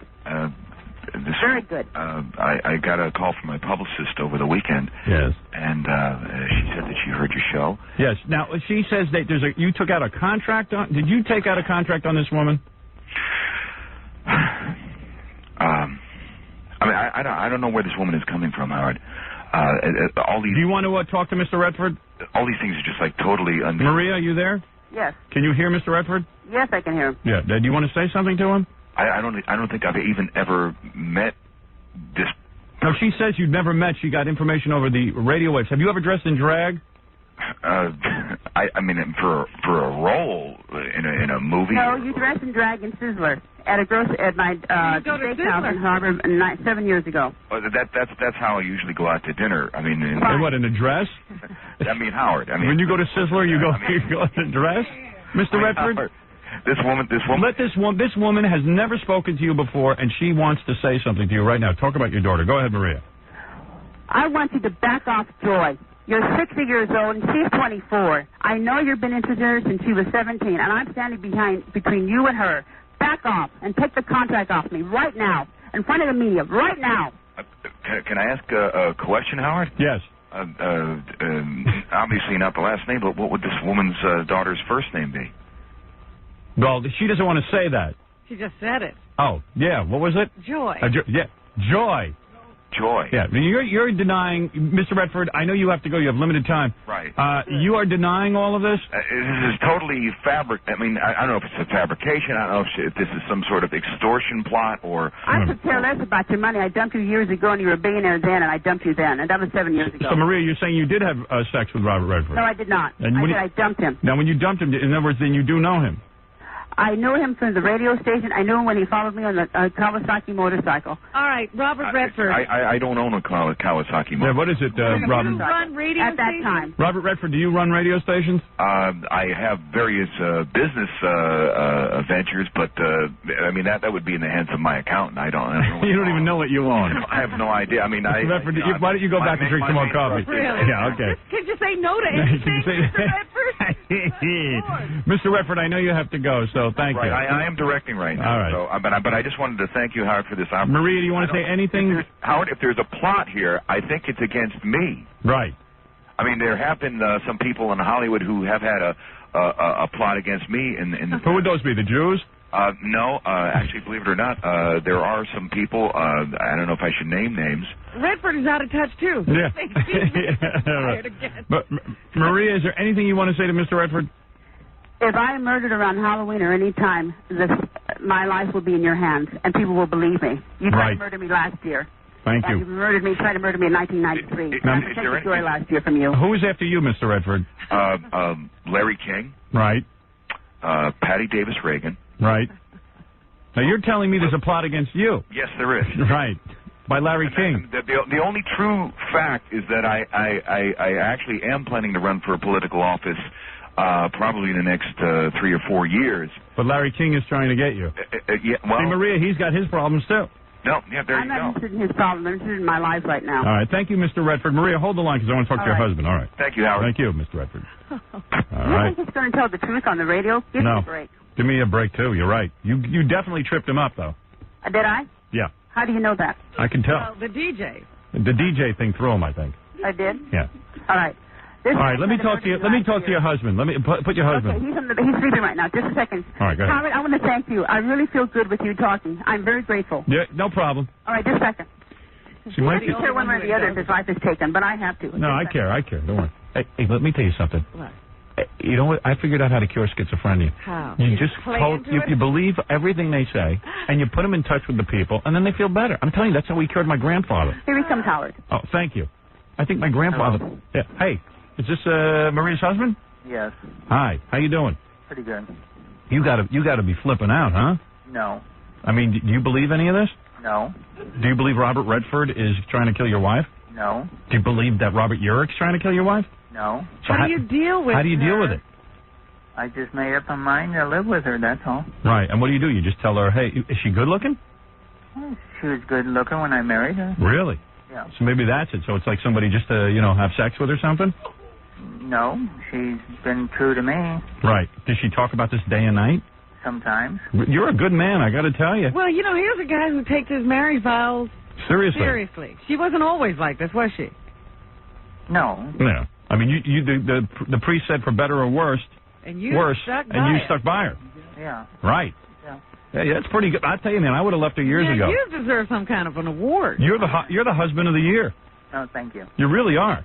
I mean, my heart goes out to you. I mean, does she talk about this day and night? Sometimes. Yeah. So what do? You just go, Oh, well, sometimes, and sometimes I just go to work. Do you stay at work like 24 hours a day? No. Does she take medication? Sometimes. This guy deserves a private parts package. Is she under some kind of supervised care? Or? No. No doctors, huh? So, even when you're having sex, she's talking about this? No. Does she still give you sex? Sometimes when she feels like it. Really? I guess you just kind of. You said, hey, it's not so bad living with her. Well, I can put it this way. I can. I know what I have. I respect. Do you still love her? Oh yes. Really? Yes. Wow. And what about this daughter? Do you even have a daughter? Yeah, we have 4 daughters. Oh, you do? Yes. And did the daughter say, hey, Mom, Robert Redford isn't trying to marry me? Repeat the question. When the daughters come home, don't they say, hey, Mom, Robert Redford isn't bothering me? Yes, they tell her that. But she doesn't believe it? No. Wow. So you figure she's crazy, but what the hell, I'll just live with her anyway. Well, you said that. Well, you know what I mean. I mean, you think she's normal? No. Right, okay, so there you go. He's just an impolite term. Yeah, right, yeah. I mean, it's not nice to say she's crazy, but she is. I mean, do you ever say to yourself, gee, it would be great to be with a woman who isn't so crazy? No, I don't say that. Really? God. When did she get this way? Well, at first, this type of thing appeared about 29 years ago. Wow. Man, you've been putting up with a lot. Married? Pardon me? How long have you been married? 35. Wow. So you only had a couple of good years with her before she started going wacky. Well. Man, talk about getting sold a bill of goods. Your kids had to be raised and live through this too, huh? Yes, and they complain about that. Right. Man. Can you take her out to places, or do you pretty much keep her at home? Oh, no. If I have the money, we always go out to eat, shows. Really? Wow. You're a good guy, man. I tell you, most people would have left. People don't know that you exist. They ought to make a movie of your life. I swear to God, I'm not being funny about this. I'm telling you, man. Any guy who could live with that woman, you are better than Mother Teresa. And does she get worse at times? Oh, definitely. Oh yeah. Like today, she started out kind of normal, then she got on a roll. Yeah, but you know, I'm just saying, like, does she like sometimes lose the ability to function, or? Oh, come on. Not very often. No. Yeah. Okay. But I mean, sexually, she's got to be a dynamo because sometimes when you go crazy like that. No, see, she's not. Really? There's got to be some Benny going on here. I don't know. The guy's just a saint. Wow. Hey, thanks for talking to us. Okay. You want to talk to her again? Yeah. Okay. Why not? Yeah, she's a lot of fun. I'll keep her busy. You can get a little more sleep. Okay. All right. Okay. Thank you. Bye. Take care. Man, Tim's not fazed by all this. Yeah, by the way, your husband seems like a nice guy, but I don't think he's aware of the whole Robert Redford, Robert Urich thing. But what I want to tell you is what I like to do. Is there any way I could appear in your show? You think I'm a bad person? Yes, you can appear on our show. Absolutely, you could appear on the show. I need transportation. I see. Not a problem. Not a problem. Okay. I'm pretty sure we got a budget for that. I'll pay you back, I swear. You don't have to pay us back. Okay. Just having you here is our payment. Okay. Yes, we have to expose this. Right. Who am I speaking to with the lady? This is Robin. Hey, let me tell you something. Let me tell you something. I want to ask, no, before I forget, I'll try and get Robert Redford down here, too. Okay, that's what I'm asking. Yeah. He said he's going to run for political office in 3 or 4 years, but that time he'll be 64 years old. Right. That's too old to run for political office. Right. Is it? Sure. At 60, he's 60 now. It's a little old. Okay. I wouldn't know. Yeah. Okay. Reagan was what age? 80 when he ran. All right. But what I'm saying is, I was good that he came on the show. It's the first time he had nerve enough to face me as far as on the phone. He Right. never faced me face front. But what I'm saying is, I want you to contact Hoffman and Eastwood. Hoffman? Those two, Dustin Hoffman and who was the other Clint person? Eastwood? Clint Eastwood? Yes. Go ahead, why? Because Eastwood protected me from Redford in '93 when he tried to murder me. Okay. And Hoffman knew about it, and Hoffman protected me. All right, here's what I'm going to try and do. I can't guarantee this. Okay. I'm going to call Robert Redford, try and get him down here. All right. Robert Urich, I don't know, but I'll try. All right. Because, you know, Let me ask you a question. And, one second, Robin. And also, I will try and get in touch with Eastwood and Hoffman. Thank you. Is there anybody who's not in show business involved in this conspiracy? No, as far as I know, I don't know. It's mostly show business people. I see. I don't know. This is one of those weird cases where everyone's in show business. I'm not making this up. I don't think you are. What about Al Pacino? Is he involved in any of this? I have no idea. I think he might know something. I'll invite him down here, too. But I don't want him to get in trouble. I respect Pacino. He has a balanced mind. All right? Okay. He does. He's a balanced mind. He's a good guy. All right. What about all right. De Niro? De Niro? I don't know anything I don't about have any. No. Huh? De Niro. I don't know anything about that. All right. Let me go work on this. Hold on. We'll see if we can't arrange for you to come down I'm here. very grateful to you for this. I don't want anything to happen to you. Believe me. Yes, are you now in danger? Believe me, if I have to sacrifice my own life for you, I have to do that for my listeners. I would want you to do that for me, but I had to go somewhere. I had to go to a source, okay? And by the way, if Redford is listening, listen, buddy, now I'm on the case. And let me tell you, I'm not going to lay down on this one. Well, I'm glad she called that. And if Robert Urich is listening, I want to give him a personal message. Hey, Robert Urich, F you. What do you think of that? I believe he had stocks that belonged to me from 1952 that Rock Hudson took out of my name, Maria Rock Burton. Hudson. I will look into the Rock Hudson connection. I will look into the stock market allegations. Now, let me ask something. I will look into Robert Urich's stock portfolio. Robert Urich was sick recently. Did that affect this in any way? I don't believe he really is sick. What do you think of that? I spoke to a priest, and his father said that he is a very sick man. He is. But how he knew that, I don't know. Mm-hmm. But yet, I feel that he's sick to one degree, but he's certainly on another degree. All right? Listen, the only thing I don't believe that you said Yes. is that Al Pacino is balanced. That was crazy. It's not crazy. Listen to him. I love him as a brother. Right. I wish he was my brother. Right. I've always respected his acting career. All right, then I will take that into consideration. Thank you so much for contacting me. Are you going to thank call you. me again? Yeah. We're going to have you come down. Yeah. So when would this happen? Hold on. We'll get details. Okay. God bless you. All right. God bless Thanks, you. Robin. Bye-bye. See, wait a second. Hold on. Gary, yeah, you better pick up. I'll wait till he picks up so I can talk. Gary, pick up the phone on her. Get a. Yeah, there you go. Okay, now I can talk. I didn't want her to hear me. See, didn't she sound more relaxed once I said everything was probably true? Oh, please. But how long can you... Now you got to produce Robert Redford. You know, it goes on and on and on. Howard. So Fred will wear a Halloween mask. Because she has delusions of grandeur. Fred, you know what you'll do that day? You'll come in and put a bag over your head, and you'll say, "I do not want my face on TV." Right. Yeah, you're in disguise. Yeah, you'll be in disguise. Well, he's always in disguise anyway. And we got to fit that description. Get Fred a Marine insignia, a tattoo, yeah, and stuff that she would recognize as Robert Redford. And put him in a dress. Yeah. That's great. 29 years. Right. But I got to admit, that guy. That's a good man. He's a saint. What an attitude. Either that or he's just like, you know what? I'm too tired to get out of this. But it was like they've been married 35 years. So for the first 6 years, everything was okay. Right. It was only year number 7 that this started. Yeah, well, you know what? Most marriages are only good for about 7 years. then either the guy or the girl gets bored. Well, this was certainly not boring. No. Yeah. I got to take a break. Damn, I got so much to get to. David Lee Roth stopping by, too, and... Oh, there's so much going on, but I got to take a quick break. Just imagine that's your mother. Going to the PTA. I didn't want to say anything. That is my mother. Oh. I got to play you this Billboard Awards thing and tell you everything that happened over the weekend. But first, listen to this. Yeah, baby. And let me remind you about our big Halloween show where Preston's going to come in and channel the voice of Sam Kinison through one of our listeners. I can't wait to see how he's going to pull this thing off. That should be interesting.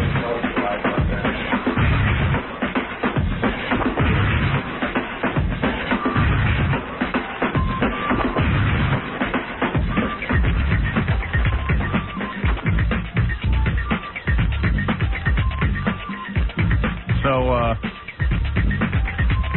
don't sound like David Lee Roth to me.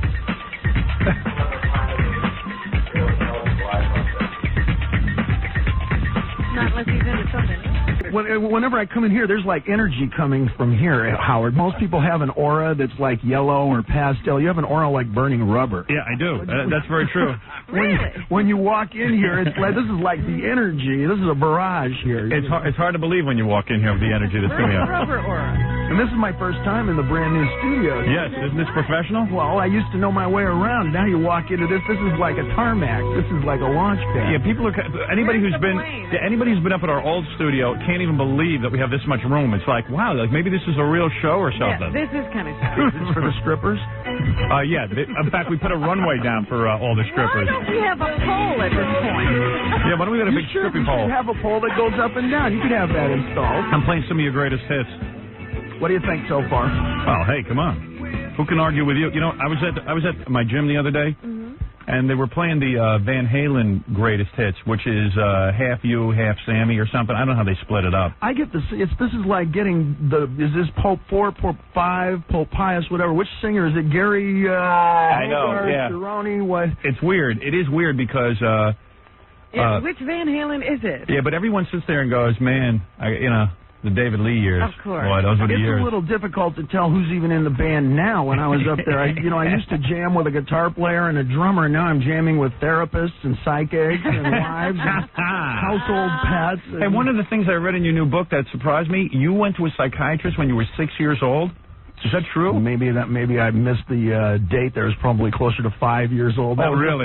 You might have messed up. What were you doing? Well, they accused me of being in an eternal state of awe. The same one you're in now. David, seriously, why would your parents send you to a shrink at 5 years old? Because that's kind of a heavy move, a 5-year-old. Well, at that point in time, nobody understood the idea of white sugar. Right. We all started off our breakfast with a bowl of Trix with 3 spoonloads of sugar. Boy, that's the truth. And the toast with the butter and the cinnamon on one side and the white sugar on the other. You're saying you had a food allergy? Oh my God! No, he's a sugar addict. Yeah, you know what Chris Rock says about food allergies? He goes, America's the only country that has food allergies. That's true. He says, what kind of food? How can you be allergic to food? Well, you go to Africa, there ain't one goddamn food allergy. Yeah, but they don't have refined sugar. Yeah, they actually don't. No, I know a lot of people. You know who said that? Jack LaLanne said he went almost insane as a kid from sugar. Yeah, I'd be so hyped up, and then by, halfway to school on the bus, I'd have to fall asleep. If you give me a Snickers,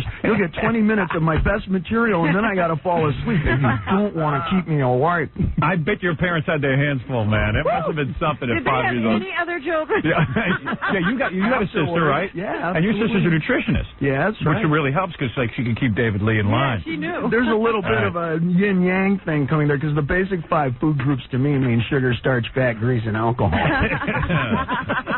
So, because David once called me. Remember, I was on the air complaining about that I got too much fat on me and stuff. And he says, "Hey, listen, man, my sister's a really good nutritionist." It was very nice of him, actually. He called up and said, "Hey, my sister's a nutritionist. Maybe she could help you." You know, you were getting ready for your picture for your movie. Right, exactly. And I said to him, "Yeah," I said, because I'm doing something wrong." And he goes, "Listen, my sister's totally cool." He says, "Because like me, I got to have beer." And she puts that in the diet? That's in the diet. He says, "I got to have a couple of bagels." It works today? In the diet. I go, "What do you mean?" I said, "Wait a second, your sister puts beer in the diet?" He goes, "Hey, I'm not doing any diet. I can't have beer." I'm like, yeah. Do whatever you want. How many people do you run into who say, "Okay, you got to change your whole life. You got to change everything that you're used to"? You can't do that, and even if you try, how long can you maintain that? You wake up at a certain time of day. You got to have some fun. Is beer that important to you, though? I think probably as a token thing. Right, yes, you got to have it. I can only drink maybe 2 or 3, and then it's the same thing. Right. But it's important. Why not?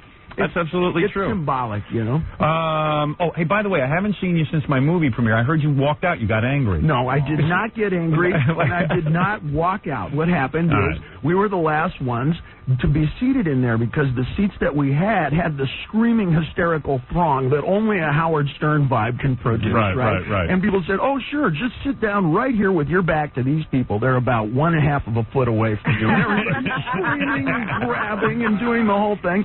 And I said, "Oh, geez, is it possible for us to get a seat that's a little bit closer to the screen, whatever?" Because people were going crazy. So me and we had you to go. Wait. Yeah, go ahead. And we waited out in the foyer until everybody else had gone in. Right. And the poor little girl was crying with her walkie-talkie. The thing was as big as her forearm, and she's going, "Mr. Rob, we can't find any other seats." I said, "You know what? I'll watch this at the Real Movie Show. I'll put my baseball hat in, and I'll sneak in, and I'll watch it twice through because I know Howard's going to grill me and see if I actually did." That's right. And if you run into Howard, please tell him. Remember, Stuttering John? I said to John, "Tell Howard that we waited and tried to get a seat, and there was no seat. God bless all the success in the world. We're going to Scores." I know. Wow. What is it, John? And I said, David, you were a little mad. You were like, "Hey, Howard shouldn't be doing this to me. Howard shouldn't do this." No, I did not say that. David, I didn't know. I didn't know that. No. David, don't start putting words I love in you, my no, but I don't swear start you did. putting words in my mouth. You were Pencil mad. Dick. Come on, man. David, you were Don't mad. start You were lying. mad. You said Howard shouldn't treat me like this. I did not say anything of the sort, John. You know what it is? It was a big misunderstanding. That's all. But actually, I thought I put him next to Donald Trump. I don't know. With screaming fans. Donald Trump was sitting with the screaming fan. No, it was kind of a zoo. It was a great zoo, and it was colorful. All right, that's cool. I understand. But I just didn't, I didn't know what had happened, and I didn't want to, blah, blah, blah. Okay, anyway. So this past MTV Awards, MTV called David. This is what I heard. Tell me if any of this is true. They wanted you and Sammy Hagar to walk out together on the MTV Awards. Is that true or false? I never heard anything about Never heard anything about that? No. This was a rumor. But I know you would never do something like that because that would be ridiculous. There are so many convolutions to what's going on with Van Halen, and we start to get real serious about it, and I think this music's way too important to take so seriously for starters. Right. And who's going to play with what and who's going to produce what with. Right. I don't know Sam Hagar at all. I've never even shook his hand. I've never even seen the guy. I've had him on the show. He's a nice guy. He is a nice guy, right, Robin? Yeah. Nice is the word that you use when you don't really want to say what you want to say. What is it? What did you really think? No, I always told you I thought you were the quintessential frontman for Van Halen. That I'm not a big Sammy fan, the Sammy Van Halen thing. Didn't you have their manager on here as well? Did we? Made a big impression on you, too. Yeah, Ray Daniels. And what did we do? And what happened? What happened, Gary? We had the manager on. He's with that new Stone Temple Pilots group talk show. Oh, that's right. Oh, right. Is he still managing Van Halen? I think so. He's got the Stone Temple without their original singer, and he's got Van Halen without David Lee. Yeah, he seems to get into That's what happens. get rid of the lead singer. But no, I mean, but Sammy had a lot of crap to say about you. I know that. So it's was. Right. Everybody was saying stuff about everybody. Right. I don't think David, it's a weird situation. Let's put it that way. I think that what it boils down to is what's happening with Ed Van Halen, the guitar player. Here's what He's got his own logic. He's got his own time frame. Right. Like the Unabomber. Exactly. Put it this way, I'm a Sammy fan when Sammy is here, okay? And then when he's not here, I can trash him. How's that? We'll make that deal. All right, now listen, we got to talk about the book. Sammy knows that. Sammy's, he's very cool with that. Yeah, Sammy knows that. Sammy knows when he's here, I'll be nice to him, and then when he leaves, when you and I are on, we'll just trash the crap out of him. That's it. That's the way it works. Sammy does his job. He does well. Sammy's a singer, but it's the difference between a single word. Right. Sammy's a singer. David Lee's the singer. Right. Oh, well, I can't argue with that. I cannot argue with that. There's only one dynasty that can ever happen for a given team. I don't care if you're playing basketball or if you're playing football or it's a political scenario. And when you're lucky enough to have a writing team like Eddie Van Halen and myself, it's the same as Jagger, Richards, and what have you. They are great songs. You can't replace that kaboom just with impunity there. Yeah, they are great songs. Because I was sitting and listening to the album, and I just said, wow, man, so many great hits. There's no question. All right, let's get down to the book. You see a lot of interesting things, okay? Let's get into it. All right. First of all, David Lee Roth wrote Crazy from the Heat by himself. Okay. Which is unusual because most people usually get somebody to write their book for them. Usually it's an interview kind of format where they hire somebody for you and you sit and you do interviews and what have you. And what we came up with was a 1,300-page manuscript, and then I hired a fella to cut that down to the 360 pages that is your standard book scenario. Because if I know David, he must have written a whole bunch of scenarios. He must have gone on and on and on. Are there a lot of pictures in the book? There's a whole lot of pictures. Yeah, they're pictures. It's a nicely put together book. Okay, you named Van Halen. Why did you do that? Well, I think the original name that they wanted was Rat Salad, which was the name of a Black Sabbath song at some point in the early 70s. It would have been like a Black Sabbath tribute band or something. Well, let's make something that's going to have some longevity to it, that has a little bit of shadow and a little mystery. You're not sure what a Van Halen is. It's like Santana. That could be the name of a place. It could be the name of a person. Right, but didn't they give the boys, didn't they give the Van Halen brothers a little too much power in the band, like that they had the name? You know what I mean? I'm surprised you went with that. Why not Roth? Single syllables never swing. Van Roth. Lee Roth. I don't know. Something. Yeah. All right. Your personal best, I'm just jumping around the book, all right? Your personal best sexually was 5 women at once. All right, now you got all the people doing? You have to finish out the paragraph there. I said there were 5 girls there at once, and it was sort of confounding at the time, and so I just resorted to like volleyball, and I would go change, and I was more like in the peanut gallery than anything else. It is an amazing thing to be David Lee Roth, the lead singer for Van Halen, and have you. I mean, I saw it firsthand. David mentions this in his book. I saw it firsthand because just by coincidence, when I was a disc jockey in Detroit, my first week on the air, that's when these guys were playing in Detroit, and I was on the same floor with them, which is really weird. Oh, that was when Life magazine was with us, and there's pictures from that. Yeah, it was just weird coincidence. And I was on the same floor, and there were just women banging on doors. They thought I was part of the entourage. There would be a, David, and like they're banging on the doors and stuff, and I'm like, David's not here. We had the 2 little midget bodyguards during that time. Yeah, it was the like guys a traveling, on the back of the book. Yeah, it was a traveling story. And I said, oh my God, these guys are having the times of their lives. I mean, it was unbelievable. Van Halen was one of the most hallelujah tailgate backyard barbecue. Arrived 4 hours early to the gig just for the parking lot bands. It was amazing. And still to this day is. It's an attitude. I think it's a spirit more than anything else. That's what people want more than anything in today's range of music. So many people are getting buzzed for aggravated mopery. Well, it's true. In terms of what's musical today, what's popular today. What was the song where you talked about that you liked black silk stockings with the line running up the back? I think that's Ain't Talking About Love. Yeah. When I was working at this radio station, women would just line up because like Van Halen would come to the station. And everybody had the seams, right? Every girl had black silk stockings on with the seam and running that was up the back. history for all the wrong reasons too, because at that point in time I wasn't taking care of most of my homework like I maybe should have oughta. Right. And they were rewinding tape in the studio, and our producer at the time, Ted Templeman, said, Dave, are you ready to do the middle part? And I said, sure. Well, I always say sure. And when they started to roll, I didn't have any lyrics prepared. Right. And there were a couple of gals sitting on the couch, on the other side of the glass, and I just started talking to them. Wow. So it just happened by accident. I mean, just off the top of your head. Well, I'm never going to admit I didn't do my homework. Right. So now, okay, here we go. Let's keep going through the book, all right? This kind of struck me as odd. Before every performance, you had to get down on your hands and knees and wash the stage.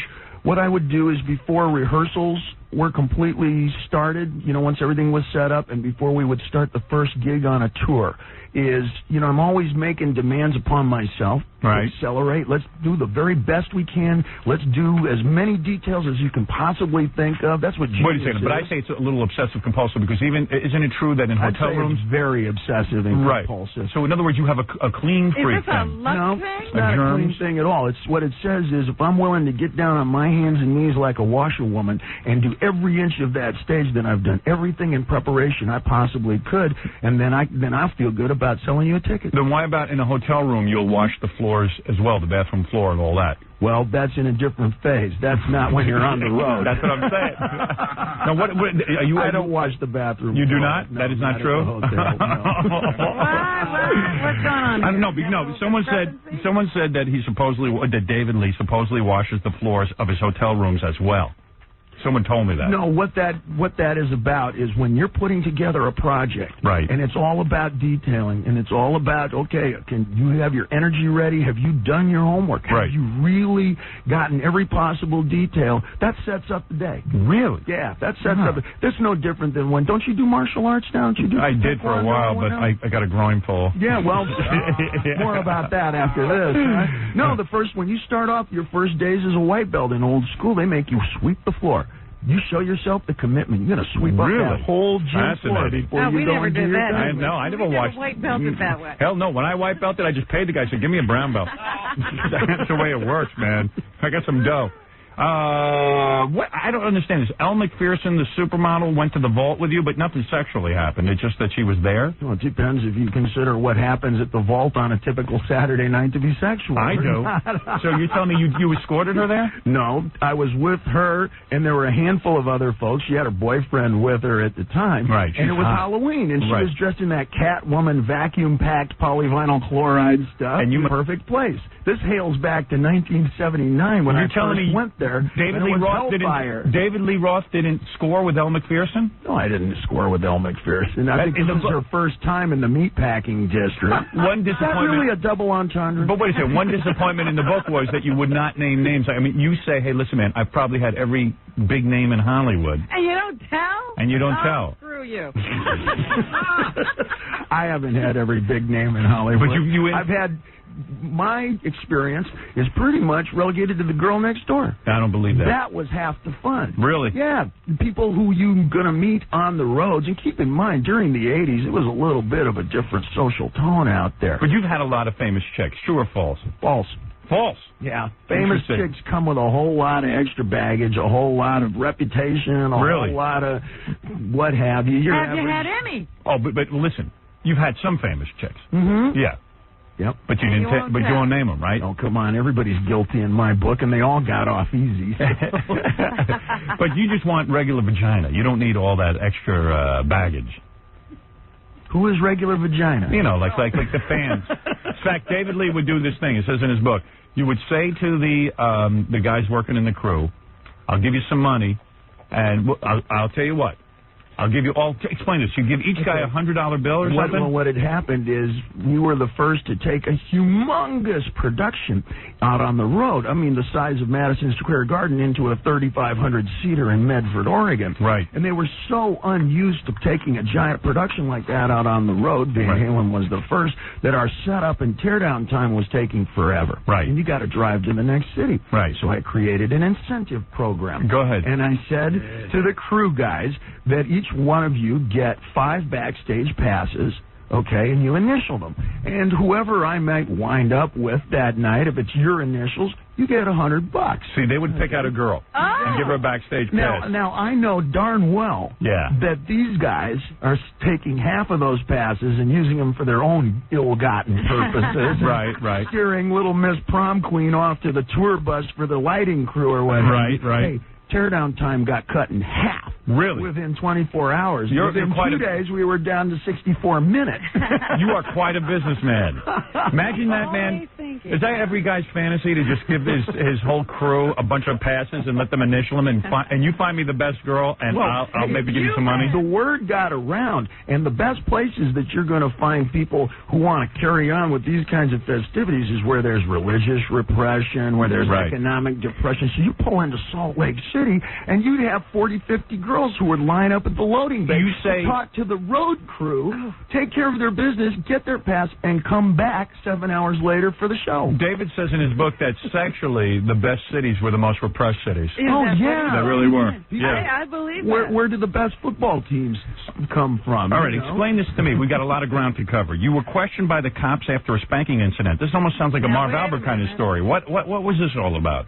Well, it had nothing to do with the spanking, as it turns out. There was a young lady who requested a spanking at one point along the way. Right. And I've read about such a thing. Right.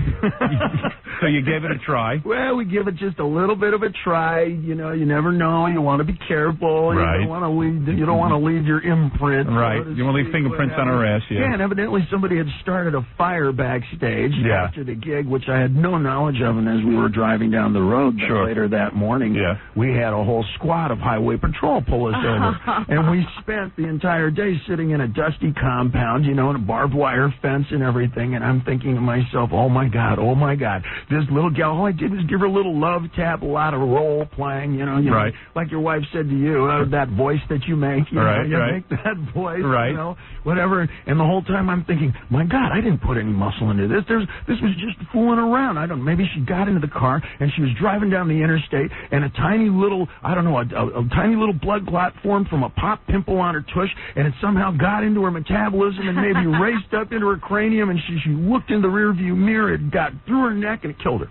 Right. I have no idea. Right. So you're saying that on the day that this building burned down... Nothing burned down. A trash can burned down. So they wanted to question them. And they wanted to question. Yeah, they wanted to know what was going on. And were you afraid they would question that woman and then the whole spanking incident? I was terrified. I thought, oh, my God, she went home and crashed her car. Oh, I see. Okay, I got it. All right. You know what, David, I need an interpreter. Thank you, Rob. To this day, I get nauseous when I see a hairbrush. All right, hold on now. All right. Okay, in the book you do say that Van Halen now stinks. It's a horrible band. You're very honest about that. Well, right? if I ain't in it, then I don't care about Van Halen. I think that's probably a better summation. But you're not saying that just out of sour you're not grapes. looking forward to see what the next incarnation is. I have no interest whatsoever. You know, their current lineup is inclusive of psychics, therapists, managers. Out of hand. You know, what have you. And like I said, when I was in the band, there were 4 guys in there. You badmouth Tawny Katane in the book. Tawny Katane, of course, the woman. What does she have to do with Van? Dave refers to her as a cornball hose bag. What's that all about? You imply she did your sound man and lighting director? No, I said she worked her way up. I see. Now, we know Tawny was Where was with... she headed? Tawny was in a lot of the David Coverdale videos. She was headed towards the lead singer.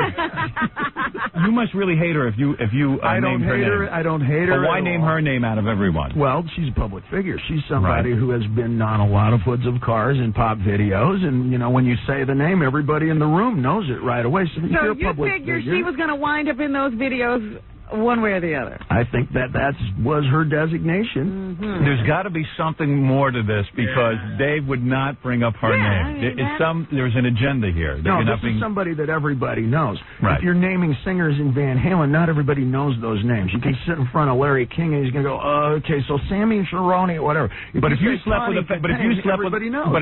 a famous woman and won't say, and why out Tawny in terms of sleeping with your sound guy? I guy? didn't sleep with Tawny. No, I'm not saying you why did. say that she slept with others? There's something there that you don't like about her personally. Well, you know, when you're climbing, when you are maneuvering in Hollywood, that's just for the tabloids. That's fun to talk about. Right. And if you're a public figure, you get talked about. I Well, see. let me ask you something. She must have stolen his weed. How did she miss you? I'm sorry? How did she miss you? Why didn't you have her? No. One of the reason that I give it a little spin on the ball is that this was somebody who was hired for cash to drop the dime on O.J. Simpson. Right. Regardless of what you think of that case, this was somebody who was going to do some tabloid journalism, supposedly get caught, interrupt us in a convenience store by a camera crew. Oh, my God, I didn't know you guys were going to be here. And then do some dirt to another public figure. And I find that little reason to put a little spin on the ball. I see.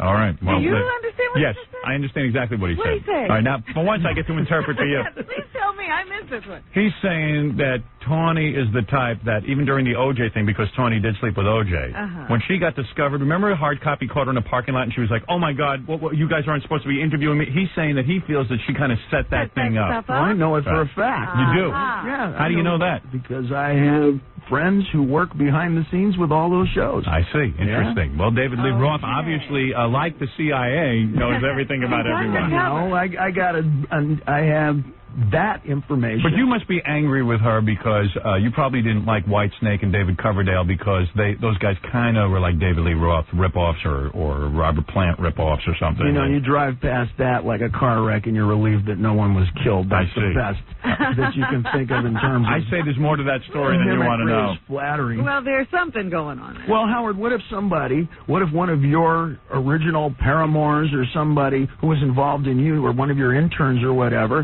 decided to get with Hard Copy or one of these magazine shows and for cash be suddenly surprised in a convenience store and then do some dirt on you. But there's some reason that really bothers you. I mean, people do it all the time in our business. So you just felt like paying her back? No, I think I just use her as a little bit of an example. The song Just Like... go on national TV.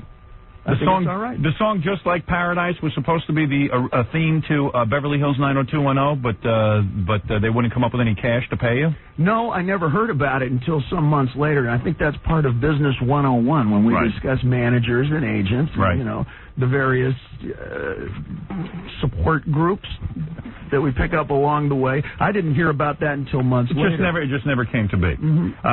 Okay, you admit to visiting prostitutes. No big deal there, right? At what time period are we talking about? How about page 256? What are you talking about? Why did you go to the bathroom with the Go-Go's at MTV? No. What I had said is that I knew Heidi Fleiss, but I didn't inhale. Right. Why did you go to the bathroom with the Go-Go's at the MTV Awards? Hold it. Yeah. Does he go with prostitutes or not? Yes. I think we have something hanging Yes, he out does. here. Yes, he does. No, I knew a young lady who came to work. Who came to work for Heidi Fleiss later on. Victoria Sellers. Saying that he doesn't pay for it. You said you met Heidi Fleiss and her partner Victoria Sellers at some special parties with her girls. You did have sex, but you never paid. Is that true? I love the way you sure you wrote this book? No, tell me what. Well, I'm trying to untangle it here. You shouldn't have written this book, I'm telling you. No, what I said is that I knew Heidi Fleiss, and I knew that whole gang. Right. I was probably the only one in that town who didn't get involved in a commercial venture with her. Right. You know, you didn't pay her. I spent plenty of time around that club. I went to that club. It was on the rocks, and I was there 2-3 times before I realized that this was a menu and not a guest list. Right. And Victoria Sellers was her good friend, but you didn't have sex with her. Correct, I did not. Right. So I don't know that she's a prostitute, or I don't know who. I don't know what's going on. She's not she was a friend of Heidi Fleiss. Okay, I'm just trying to go through the life here. Trying to keep it all straight here. Okay, you talked about getting busted for. Everyone knows you got busted for pot in Washington Square Park. But you were with some girl. Who was the girl you were with? Local girlfriend. Just a girlfriend. We were coming from the sushi bar, and I said, "Hey, honey, we'll get $10 worth of bunk reefer, and let's go up on the roof and I don't know, be romantical." You imply that Valerie Bertinelli, Eddie's wife, is very stupid in the book. How do I imply that? You quote there? You try to tell her the Tahiti story, and she just doesn't get it. You make it like she's a little thick. True? No, what I had said, and I just addressed the story. I don't elaborate on it. Yeah, right. What I had said is she had asked me, "So Dave, where did you go on vacation this time?" And I said, "We went camping on Mount Bali High." I see. And I could tell she was unfamiliar with the name Bali High. And I said, like in the play South Pacific, where Bloody Mary says Bali High. And she never heard of it. And she had never heard of it. So what are you implying? And I said, "Well, the Led Zeppelin song, Immigrant Song?" And she goes, "Yeah." And I go, when he goes, "Ah," she goes, "Yeah." I said, "Well, that they stole from South Pacific. Bali High." And I'm certain to this day that she thinks Led Zeppelin wrote South Pacific. So you had a hard time having intelligent conversation with Valerie, didn't you? I never really had a complete dialogue conversation with Valerie since the day I shook her by the hand the first time. Excellent. Now, when you were backstage, you talk quite a bit in your book about the MTV Van Halen, David Lee Roth reunion. Everybody wants to know and it sounds like hell. And it seems like Eddie was screaming a lot, and and the whole thing. And one of the interesting things you say, Alex Van Halen, the drummer, collapsed backstage. You went over to help him, and all of Van Halen's security people hustled you off and wouldn't let you help him. Yeah, the fellas are in physical pain here. Okay, Right, you don't just wander around needing a hip replacement or whatever you call it. Right. You don't constantly have back pain and neck pain and make it to the chiropractor every day. Come on, we all get little stubbed toes and a wrenched finger here. If it goes for more than 2 days, you lose sleep and it ruins your whole week. Right. These guys are feeling like that every single day. What is going on? What's that all about? I have no idea. I don't know what the medical background of it is, but you've got guys there. Poor Ed can't even walk up his own driveway. I know. Okay, he's got to get his hip fixed. That's wild, isn't it? He's not that old a guy. And his brother is the same thing. You think it's psychosomatic? Up there. I don't know what it is. But it's extreme, and I wouldn't wish it on a canine. As much as we go back and forth, these guys, you know what it's like when you get a little back pain and it lasts for a couple days. It ruins everything. That's right. How are you going to make decisions? How are you going to make creative thoughts? How are you going to maybe it's over a band? If you maybe feel it's the Eddie Van Halen voodoo doll you have, and you keep sticking pins in it. Maybe that's what the problem is. You imply also that Valerie Bertinelli, that you could have had her, but you stuck her off onto Eddie. True or false? No, I didn't even know who Valerie Bertinelli was the first time she walked backstage. She wanted David Lee. And I think one of the most interesting things you write about in your book is the whole idea of being Jewish. There's a German newspaper guy comes up to you and he goes, "Are you a Jew?" Like almost like. Well, very few people approach Mick Jagger and go, "So you're a Presbyterian, huh, Mick?" Right. All of a sudden it became an issue, right? Yeah, very few people approach the guy in, Stone Temple, whatever, and go, "So, you're a Baptist, huh?" Right. You never, ever hear that. The guy was an anti-Semite, and you say in your book that, and this is something that is true, that Jewish people are always deluding themselves that they're part of the white race and they're accepted by white America. They are not thought of as white. Is that correct? I think that it's probably the most hated race of people in the history of mankind. Probably. Even more than blacks. Well, I was thinking about that the other day, and I said, yeah, they just made us slaves. They didn't try to fry us. Yeah, right.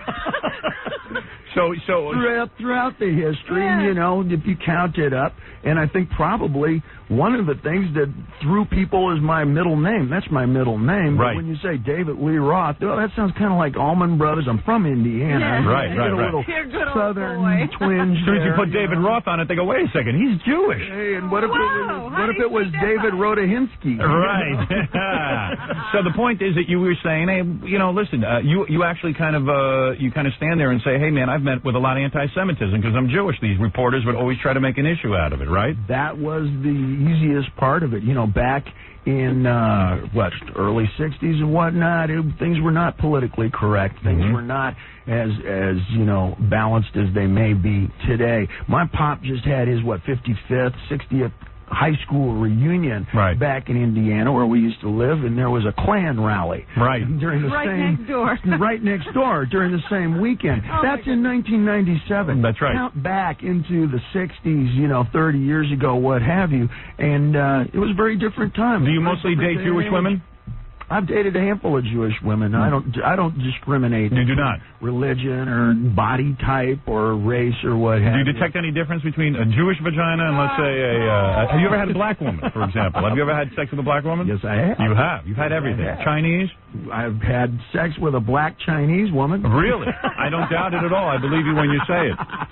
And what about your bar mitzvah? You say that you gave. Did you give an anti-Jewish speech or? No. I gave the first time.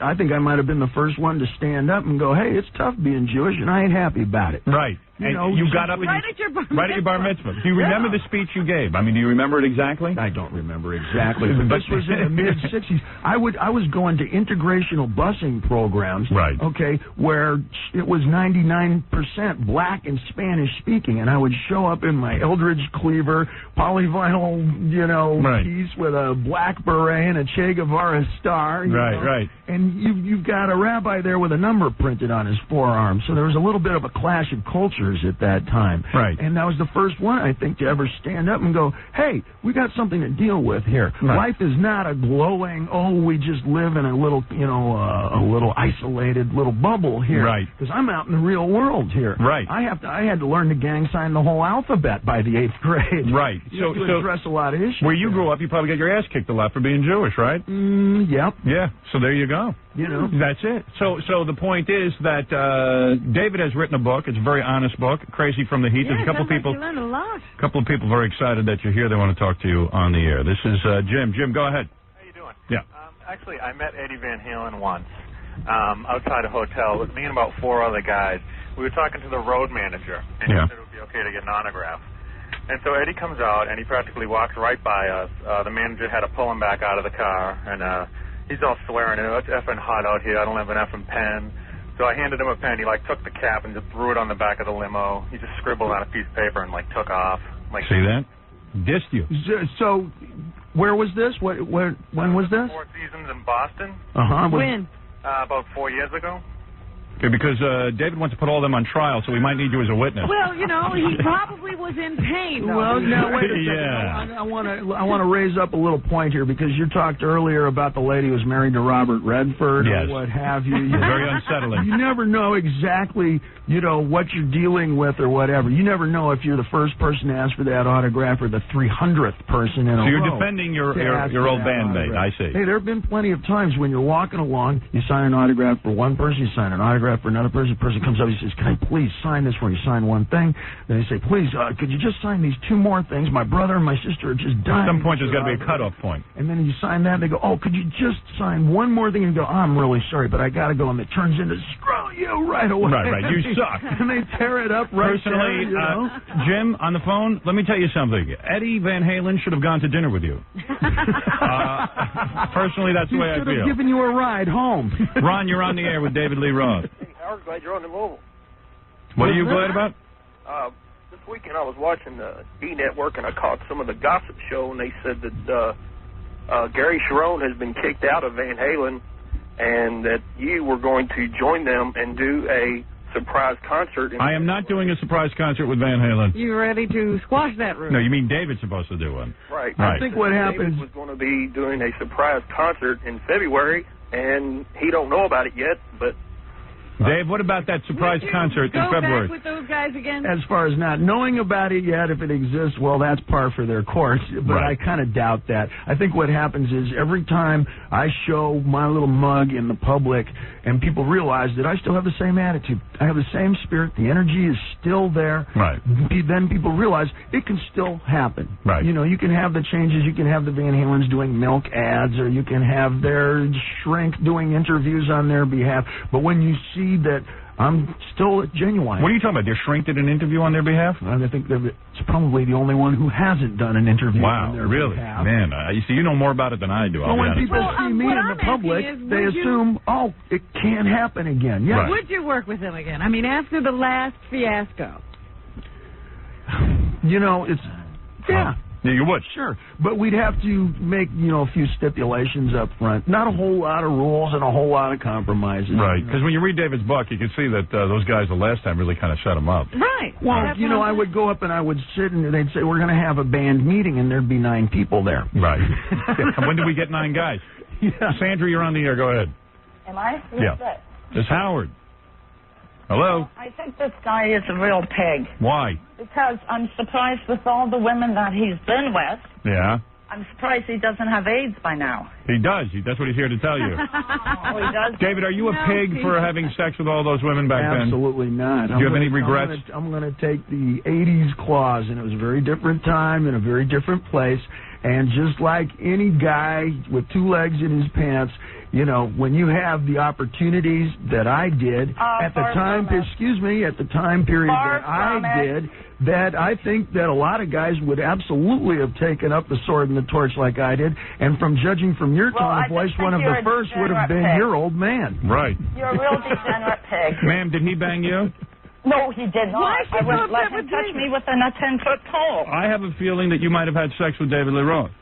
Oh, gee, yeah, right. Is that possible? And you're feeling a little left out? Who hurt her? Is she taking it out on David? Well, I'm going to tell you something. This is a weird attitude that women have. Women? What about? Yeah. I would like. Why? Let me ask you something. David never been married. Why can't a woman? Of course, he's never been. But wait a second. Why can't? He uses women. But why can't a woman be a pig? Why can't a woman be a pig? It's a tool. How come if a woman comes up to him and says, "Hey man, I want to have you sexually," and he says, "Okay, hey, that's great," Why is he a pig? I wouldn't have him sexually. Oh, she's not answering the question. And this is a day and an age when if Oprah Winfrey dumped her current old man and wound up with a 23-year-old stud fashion model, everybody'd be going, "Go, girl!" Right? Yeah, but if a guy does it, he's a punk. He was a decent guy, maybe. Right. By the way, I don't know if you recognize this woman's voice. This is Linda McCartney on the phone. Somebody obviously heard her, and she's upset with David because of it. Ma'am, I think you secretly want David Lee Roth. I don't think so. Really? Far from it. Any of my participations were entirely non-abusive. Yeah, he's not accused of raping anyone. Well, he raped me back in 1980 in a hotel room. Well, you know, you played hard to get. Right. And I bet, Howard, you enjoyed it. Ma'am, I bet you're a hound, though, right? Ma'am? Hello? Yeah, I think bet you're not good looking. You in on the fire here too. I bet you're not good looking. Hello? That's a pregnant pause. I said I bet you're not a good looking woman. Do you have a camera? No, I do not. Well, then you can't see what I look like. I bet you're overweight. What? I bet you're overweight. Overweight? Yes. How do you know that? I can tell. You can tell. Are you overweight? How much do you weigh? 125. Oh, come on. Tell the truth. You haven't weighed 125 since high school. I am 125. How tall are you? 5'10". Really? You're 125, 5'10". How big are your breasts? I would say they're a D cup, 36. You're saying you're a 36B, 125 pounds, 5'10". Mm-hmm. How old are you? 24. This is awesome. This is 24 to me. I guarantee you, this is Lurch. This is Lurch. There's no way. I can hear your fat cheeks bouncing on the phone. Yeah, right. Oh, please. Maybe 2 balls. Oh, get out of here, you crackpot. It sounds like she's starting to smile, too. David Lee, I guess if women were throwing themselves at David should have ducked and dodged and found a woman like her to marry. I didn't do anything that any average guy wouldn't do at all. Dude, I wish I was doing it. You had the opportunity. Be honest. I wish I was doing it. And what is this? You got are you behind this new CD? It's your greatest hits, your solo greatest hits, right? Yep, and this is since I left Van Halen here. Right. And it's maybe 5-6 albums worth of stuff is taken from the 5-6 albums that we've done. And whether it's California Girls or, The Skies Are Full of Spinning Steel hard rock kind of thing. Yeah. And we got a new single, too, called Don't Piss Me Off.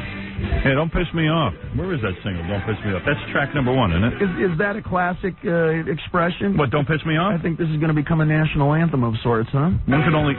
What is it? Here, let me see. The very first one on the disc. All right, let me check it out. What was the last time I looked? Let's see. Don't Piss Me Off. Technology confounds me as well. Yeah, please. It works twice as well, so it takes 6 times as long. David Lee Roth's new book is called Crazy from the Heat. The greatest hit CD, David Lee Roth. New single, Don't Piss Me Off. My new single is Go F Yourself. I can't give the... I think that's a classic, too. Yeah. Hey, what about... did Gene Simmons discover Van Halen? We did a demo with Gene once upon a time, and it was our first experience with professional Madison Avenue management. Yeah. And didn't he try to steal Eddie away from you? Turns out that was the whole impetus behind it, is he was looking to get Ed Van Halen into the band. Wow. And I kind of smelled campfire smoke early in the journey. Right, so you bailed out of that one. I was always very protective of the band, and we came to New York City, and we made like a 4-song CD, a demo rather, and we went up to the manager's office, and he sat there and had his shoes shined by a little Italian guy at the big desk while he told us, guys, I think the music is stellar, but we need to replace the vocalist, Dave. I'm terribly sorry, but we have some other beginning bands like Hyper and stuff such. Maybe we can place you there. And I just felt terrible. Right. Oh, man, we walked back up the streets because I had no idea. Are the guys buying into this? Right. This is the first time that any of us had gone into the quote-unquote big-time. Sure. And the first thing was that they were saying, hey, get rid of the lead singer. Yes, this was not the first time they said that. Our first bad review came 2 years before our first record from the L.A. Times. Richard Cromlin said the same thing. The music is rocking, but they're going to have to get a whole new singer. The vocal department has to be replaced. Wow. And, I don't know, first album sold 12 million records. Guess they were all wrong. What is it, Rick? Go ahead. Who's that guy now? What's up? He's still in a little office. He's still getting his shoe shined by a little Italian guy. What's up? Yeah, Howard. Dave met my dad in 1985 at a karate tournament. Yeah. My dad told him to back out of the ring, him and his friend. Great, now I just forgot his friend's name. And he told him, it's cool, Gramps, it's cool. And I've never called anybody Gramps in my entire life. Well, because my dad, they call him the Fighting Grandpa, Dave. Do you remember him?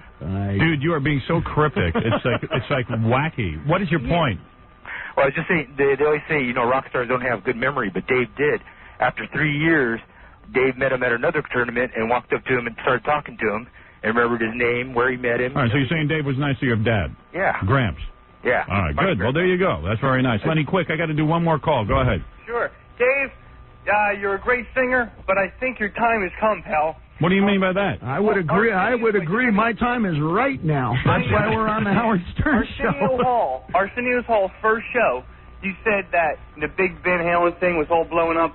You said that you would always be the parade, and Van Halen would always be the rain. No. Why now? No, I've never been on the Arsenio Hall show. You haven't? No, I was never been on. He was never on Arsenio Hall. You were on his very first show. Is that right? No. His very first Not true. show. Nope. I've Who never do they been have on you the confused with? Who do you think he has you confused with? I've never been on the Arsenio Hall show. Might have been the lead singer from Piper. His very first show. Don't badmouth your friends. This is as equally as cryptic. I've never been on the Arsenio Hall show. As far as, the parade and... You would always be the parade. Did you say anything like that? It would always be the rain. Well, what's wrong with saying that? I think I might have made an allusion to they will always try to rain on somebody's parade. Right. Well, exactly. What's wrong with saying that? I'm not even sure I know what it means. I don't understand why he's trying to rain on three guys that, Because they dissed him. They didn't diss him. He quit the band. He quit the band, but they've been bad-mouthing him ever since. I don't see them on Howard Stern talking bad about Dave. We can't get them. They won't come here. If they come on here, I bet you they would. All right, listen.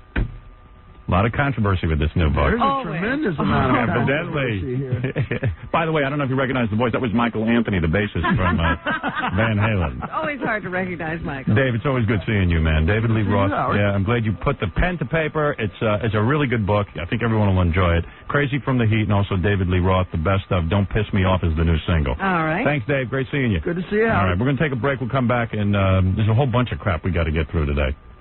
There's a bunch of stuff. Hey, did you hear what I'm doing Halloween? What are you doing on Halloween? Having Kreskin in. He says he could take anybody off the street, bring him in here, and they can channel the voice of Sam Kinison. How's he do that?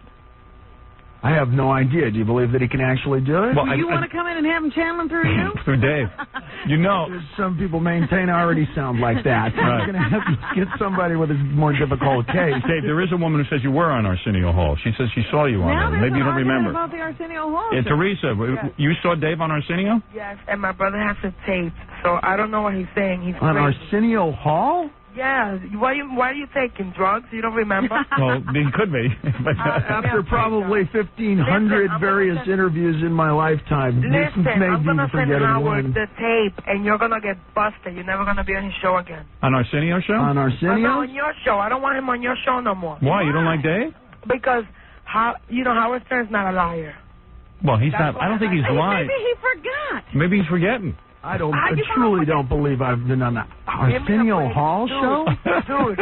Dude. Did you have sex with Dave and you're mad too? I'm too cute to have sex with him. If in fact I was, I certainly have forgotten, and I want to apologize to Arsenio right now. Right. How can you forget that experience? I know I've been on Arsenio Hall show. But you weren't on the Arsenio Hall. No, I wasn't. What was I on? You were on the Fox show that Joan Rivers left. I was on the very first Joan Rivers Fox show. The very first Joan Rivers show, which Arsenio took over. Maybe that's what they mean. I was on the very first show that Joan Rivers. Yeah, right, but not Arsenio show. And I remember that vividly because she said to me at the time, she said, they're holding up signs at the Van Halen shows these days that say, "Screw David Lee Roth." Is that advice? Well, whether you were on Arsenio Hall or not, it's okay with me. You can come back on the show. I'm not really that hung up on it. Anyway, listen, there's an army of ex-lovers out there who are obviously calling in. I'm very upset really? with it. David, they're upset that you left them. You're right. Dave, thanks for coming in, man. Good luck with the book. Thanks much. That's right. Crazy from the Heat, everybody. Yeah, baby. Hey, don't miss the E! show This week we got a whole bunch of cool stuff. Eric Roberts tonight litters our green room with fingernail clippings and snot rags. And has somebody blow drying his underarms, doesn't he? Had someone blow drying his underarms. That's right, and that's great. Also, Tuesday and Wednesday, Drew Carey talks about his favorite porn stars. In fact, catch a surprise message to Drew from the super hot Vivid Video Girls.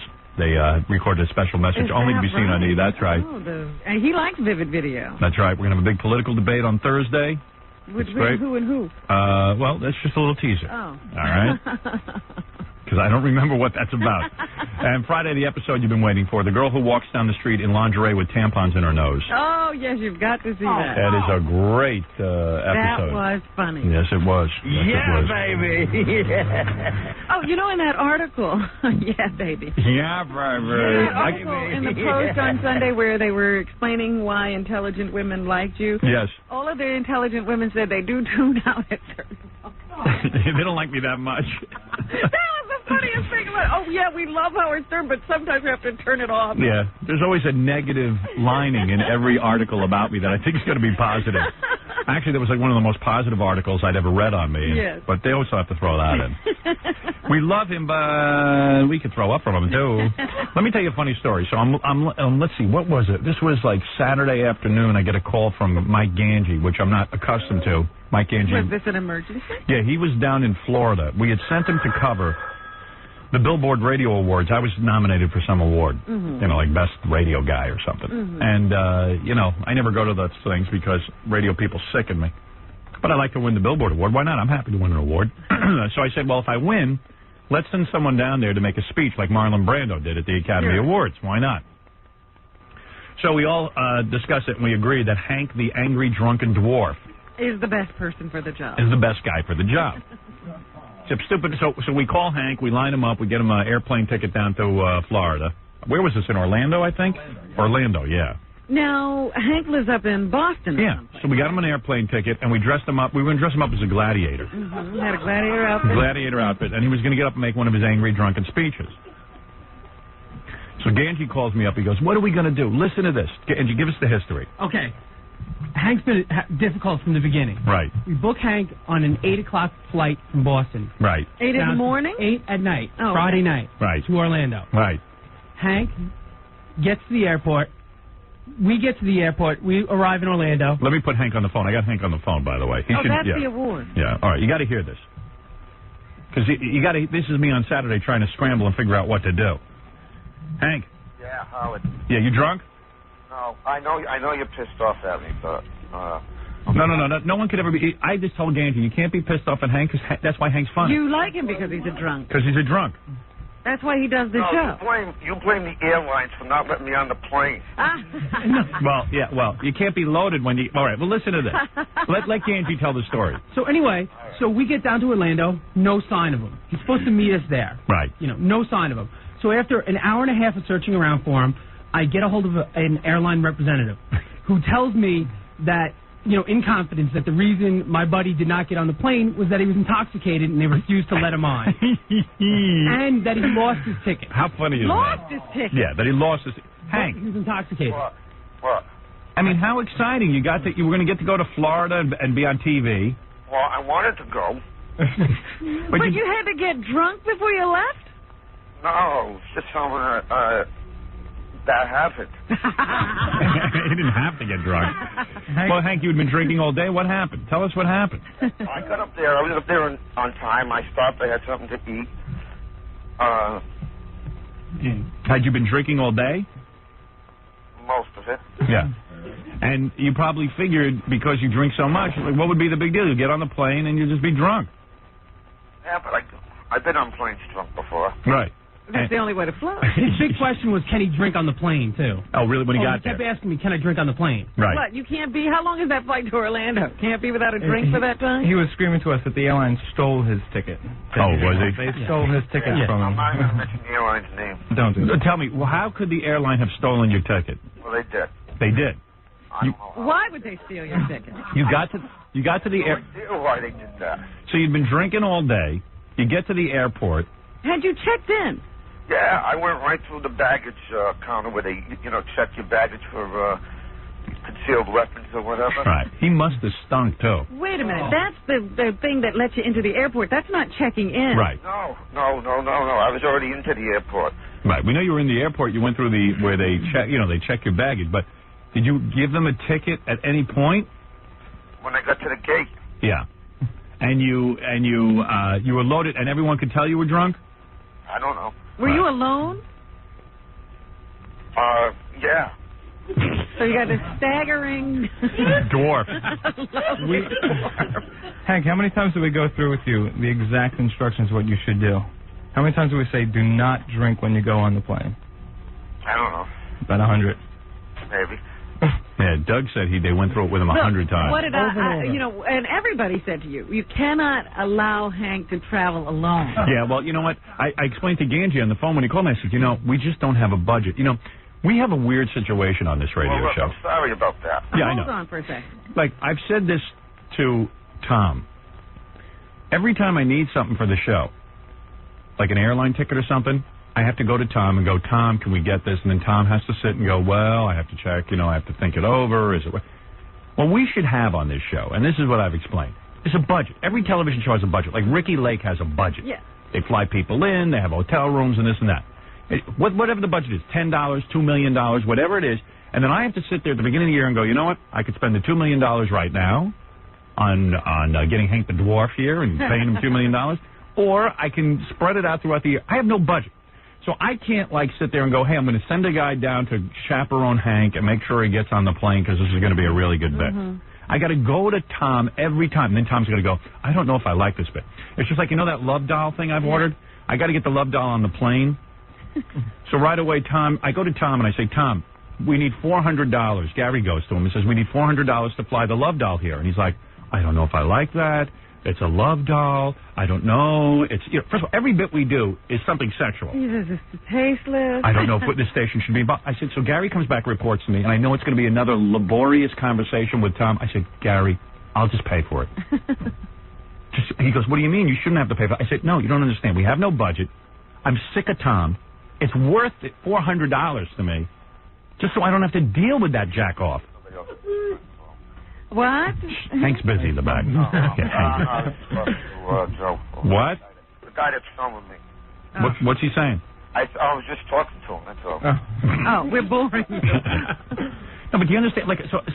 It's so ridiculous. So there was no chaperone for. It's like I'm like a kid who has to go to his dad for allowance, and everything I want my allowance for, my dad doesn't approve of. And then he's going to lecture you before he gives you the money. Yeah, and then he says, "Well, if I've got to talk to Howard about this," I said, "Gary, I can't take another conversation of Tom telling me how to do the love doll on the air. Just, you know what? Let's skip the love doll discussion and just pay for it, which feeds into Tom because Tom wants me paying for everything." So here I am nominated for the goddamn Billboard Award. I got Hank the Dwarf ready to go.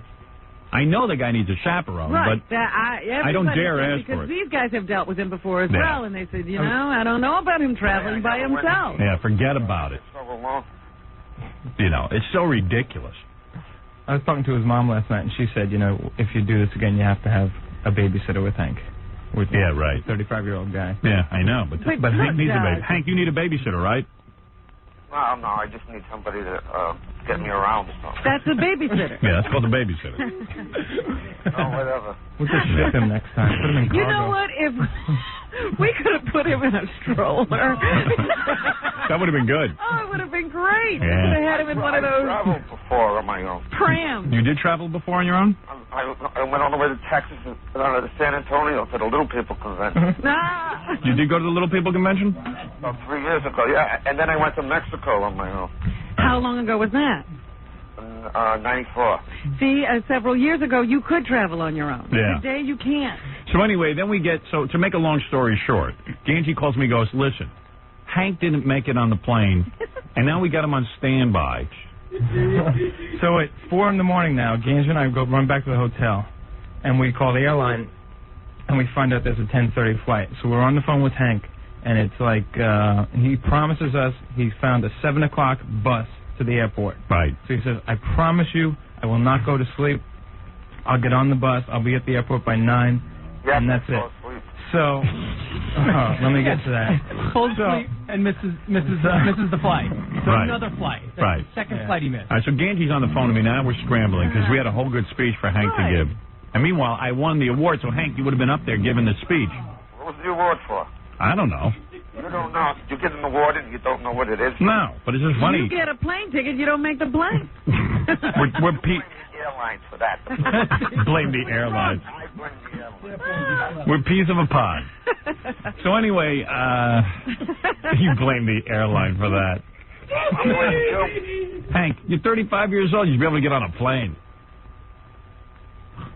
Where Anyway. do you get all this money for drinks anyway? And meanwhile, I've been on. hey Hank, next time you go to a Little People's Convention, can we film that? Well, you'd have to get their permission. Fine, we will. I didn't great. think he went anymore because he hated all those people. Yeah.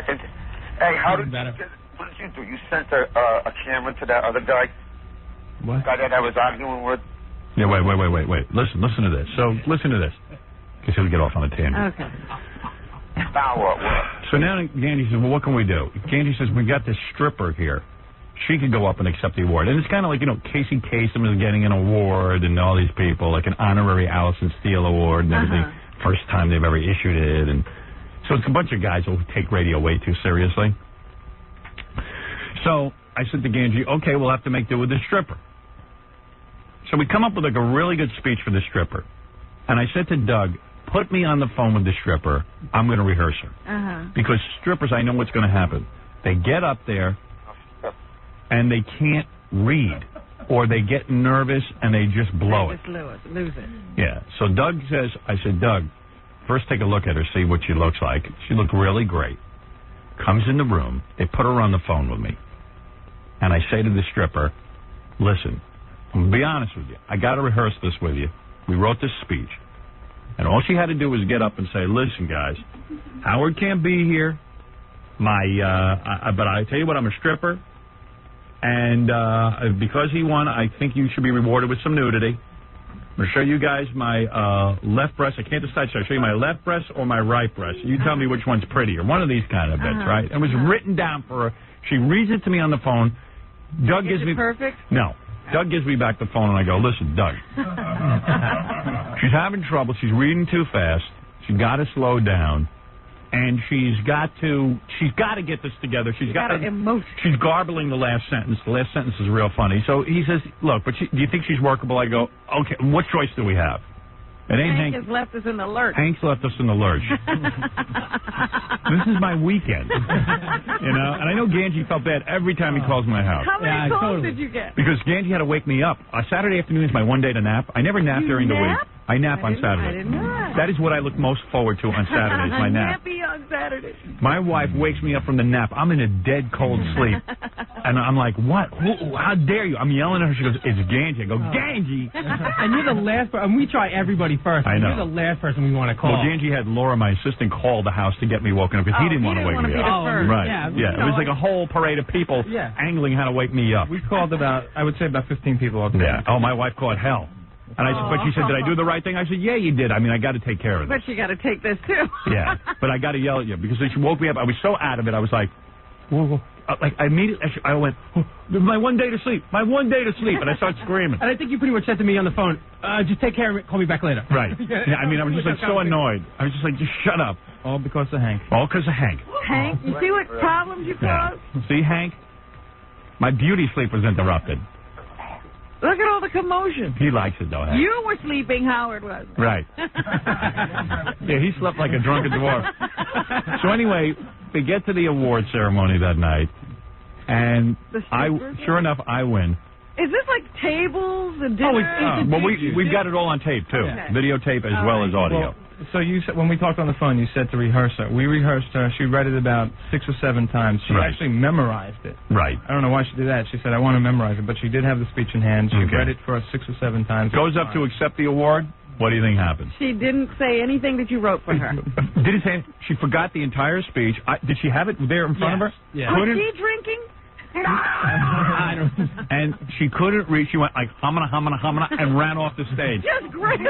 Grabbed it and ran. What happened was that nobody was giving acceptance speeches, so she would have been the first one. Right. So what? Yeah. I think got nervous and was like a deer. And Casey Kasem didn't give an acceptance speech? Well, no. This was before any. This was before I see. anybody. I said. see. She would have been the first one. Anyway, I have tape. Hank, you want to hear the tape?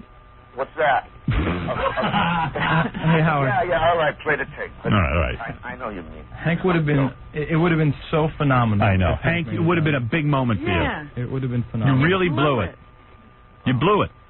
You really let us down. A lot of times, so. What? That I screwed up a lot of times. Oh, so this is nothing. This is nothing new. Yeah, about 50 this week. You're telling me you haven't had a drink today? No, I don't have any booze. Wow. Oh, you know what else, Howard? What? He told me that because of this incident, he might try to stop drinking. Really? Right. Don't do that. He's never going to show again. No offense, Hank, you're not all that funny right now. You're not. What? Why are you roasted if I'm not that funny? Because you're much funnier when you're drunk. Oh. All I know. Over, that didn't help. What? What? I said I am hungover. If that didn't help. You're still hungover. When did you have your last drink? For a guy who stopped drinking, he's hungover. When did you have your last drink? Oh, about 1 o'clock last night. Oh. Shit. Don't worry, he ain't stopping. All right, anyway, so what is this? It's been about 8 hours. All right, listen, what is the first tape we're going to hear? The first tape is when... The announcement? What announcement is this? Is this me winning? This is... Yeah, okay. Yeah, this is me winning. When you win. All right, let's see what it sounds like. Hank, you listen in. I'm listening. Okay. I think this is tape 1, I hope. We don't have the stripper on the phone to find out what her problem was. Well, we'll get her next. Be an interesting story. What the hell is That's it? scary. It says Billboard Awards. I don't know what machine it's on. He won't give me that. Okay, it's on tape 2. Here we go. Our next category is nationally syndicated air personality of the year. Okay, I got a problem already. Something wrong with that tape machine. Is it? It doesn't sound like that? It's like squealing. It's like the tape is on too tight or something. That's what it sounds like. Did my boy put it on wrong? I don't know. Wow, is that the quality? Yeah. No, well, it's boom. It's it's from the speakers, but that squeal. Why wouldn't you get your microphone up on the podium? Because they wouldn't let us. Oh, they wouldn't? They wouldn't let us. No, we tried. Uh-oh. I can see already this bit's going to go nowhere. Maybe Hank's not being there doesn't matter. Maybe Hank was smart not to go. I got Ganji taping it. Dougie, why don't you, there's ways of getting audio, tapping into their audio. We tried. They wouldn't let us. They didn't give us permission. We tried. Really? Believe me. They said no. They said flat out no. Wow.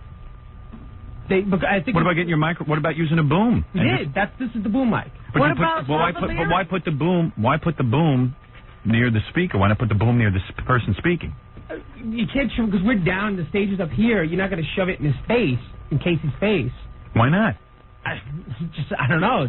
I don't think usually that's not acceptable. I got a feeling we ain't going to be able to listen to this. Well, hers is fine. We had her mic. We had her, mic. There's something wrong with that. Oh, that's not the way it sounds. No. Scott wants to in here? Where's Scott? It's not the way it sounds. No, it's... Anybody coming to help me? No. I sit here like someone's going to come running in. Gary, anybody? Scott. Gary came in and looked at it and left. Oh, Gary came in and looked at it and left? Yeah. Oh. He looked at it and tried to fix it. The tape is fine. It's fine. The quality gets better when the girl comes up. That's the quality of Casey. It is? But that squealing is not. I don't know what squealing you're talking about. What squealing are you talking about, Daddy? I'm sorry. Nice job. Oh, you guys are real pros. The audio is there. It's there. There? It's tough to hear. When she comes up, it gets substantially better because she's mine. So why give me something I can't hear? Well, I thought you wanted to hear Casey but we say that you won the award. But I can't hear anything. When I listened to it in the studio, I could hear it good enough. Yeah. It's not great, but I could hear it enough. You hear this? But what is this I'm listening to for 58 seconds? What is this? Now the girl's going to come up and accept the award the first time and blow it.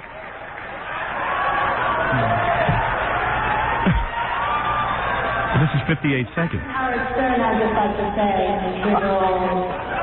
Wait, there is something going on with this tape. There's something Nice job. No, there's something weird going on with this tape, Howard. Yeah, it doesn't sound like that. Definitely not on. You should put it on a different machine, Gary.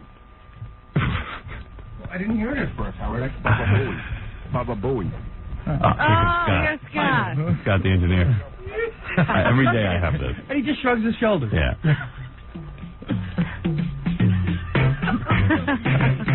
Smoke, when you before you know you must be near. Probably $10 million to get this tape. Got the engineer. Use it the way you want it. Scott, when you hear a problem, do you ever, like, come running in? I didn't hear the problem. Oh, you didn't, huh? No. Can someone tell you when there's a problem? They finally told me.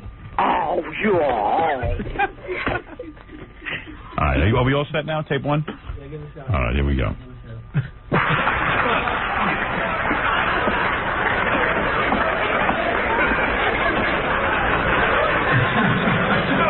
Now, what's going on now? She went up and you missed her speech. Oh, we're behind. We're at past where. Scott, can you rewind it to the beginning? They introduced the all right, that's all right. We'll take it from the top. I'm ready to kill just about anyone associated with this program. I won't go to New York for a long time. What did he say? Hank doesn't want you to kill him. He says, "Okay, I won't go to New York for a long time." Yeah, smart man. Broadcasting Howard Stern. All right, that's me winning the award. And that's Casey was the MC? Yeah. Got a nice round of applause. She's walking up on stage. Taking a picture. And she's taking her dress off. As she walks to the stage. As she's walking. Oh, my goodness. Wow. On behalf of Howard Stern, I'd just like to say he rules. Say what? On behalf of Howard Stern, I'd like to say he rules. That was when she blew it. And she's wearing a microphone we're supposedly taping, and we can't understand her? I knew she was a garbled mouth. Where'd you find her? She's she works at the Dollhouse in Orlando. Yeah, she was a last-minute find. Oh, so you didn't have a choice. Yeah, she had a whole speech she was supposed to read, and then now she runs off. Right? Yeah. And she wasn't supposed to walk to the stage and take off her top. No. It was a whole routine that she rehearsed 20 times. Now what's going on? Now, well, I think James and I were both about to die at this point. I can't hear you. What? I was about to die at this point. Yeah. But what's going on the tape? We're not supposed to be listening to anything else on the tape. It's basically Casey sweating now. Casey's reaction. I see. All right, the next category is national. We can't hear a thing. What's his reaction? All right, guys, you know what? This tape is a waste of my time. It can't be understood. You understand that, right? No one can hear I don't know it. what the problem is, because I heard it fine when we got Really? When we stripped it off, we heard it fine. Yeah. You're saying Scott didn't do it right? It must be. All right, I hope you guys had a nice time in Florida. No, we didn't, believe it. Because this is worthless to me. Well, you two are worthless to me. Do you want to hear her the next speech? I mean, what? I remember. I can't hear a thing. The next when she actually does the speech. She did the speech. We sent her back up to do the speech. You did. Yeah.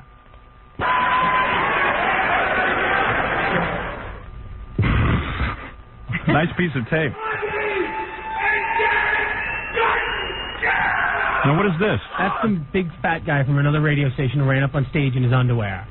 And he didn't win anything. No, he didn't win anything. That's why I don't go to radio award conventions. Some fat disc jockey. What's his name? Uncle Fester. Uncle Fester. He ran up on stage and started screaming into the microphone. Wait a minute. I'm in a profession with a guy named Uncle Fester. Yeah. How you like them apples? Casey Kasem was getting teary-eyed during his award. Oh, my That's a guy who counts backwards for a living. And he's all impressed. Works with Uncle Fester. Yeah, and he works with Uncle Fester. And Uncle Fester's in his underwear screaming. Really hugely fat, like Chris Farley fat. Really? In tighty-whitey underwear. You know, those little tiny... Wow.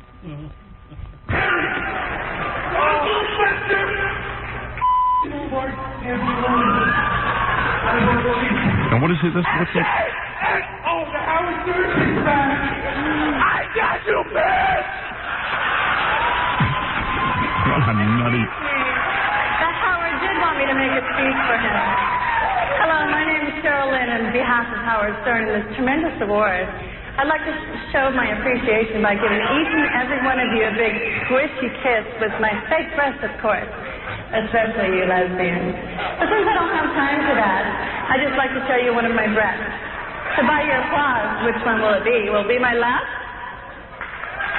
No? How about my right? Oh, God, wait a minute. I'm so stupid, I might as well just show you both of them. Thank you. And if you choose to reward Howard Stern with this award next year, I'll show you my vagina. Wow. What a zoo. Oh, God. That's Uncle Fester. And they were like dragging him off the stage at that point. The Billboard Awards. Wow. Sorry, I missed it. Yeah, sounds like a hoot. people. Because you got a whole bunch of older radio people who take that stuff real seriously. And then these bozos. Uncle Fester and us. Oh. At least we're not there. So she had already shown them her breasts, and then she got back up there and did it again? She went up in bikini, Right. a thong bikini. Right. And then that's when she said Howard rules and walked off. Oh, so when she kept took her- off her dress, she had had the on a bikini. thong bikini. Right. Ah, I see. Now we get it. Right. And then the second time she went out and showed her breasts. Radio is great. Uncle Fester's a general manager. He's not even an air personality. Hey, now. You know who was the scariest Here's guy? the stripper. I got to find out what happened with her. Cheryl? Yes. Hi. Hi.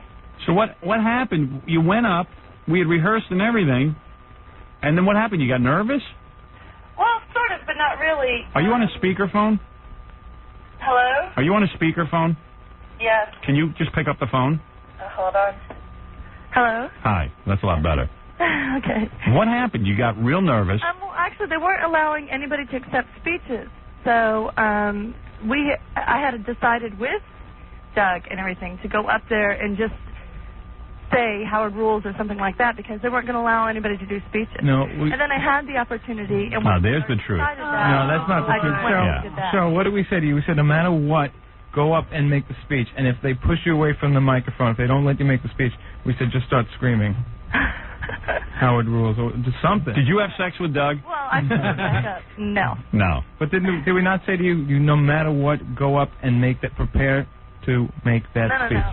Doug, you were right there with me going, well, I don't think they're going to let you do this. Yeah, we said we don't think they'd let you do it because they said no speeches, but we said go up there and do everything you can to take that mic over. Uh-huh. Okay, And we have it on I tape. did, and I did go back up and make the speech also, so. All right. And I'm not a stripper. You're not? What are you? No. I'm the shooter girl. I sell shots at the dollhouse. Oh, I see. And I do champagne sales.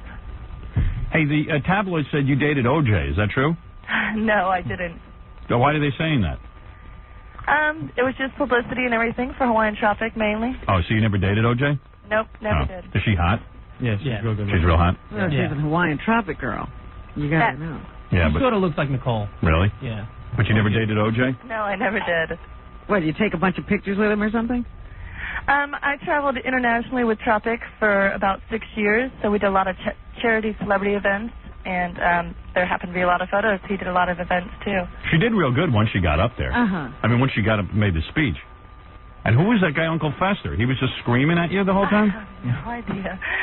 Some weird fat dude in his underwear. So that's when she decided, well, if he's up there, I can go up and make the speech? Yeah.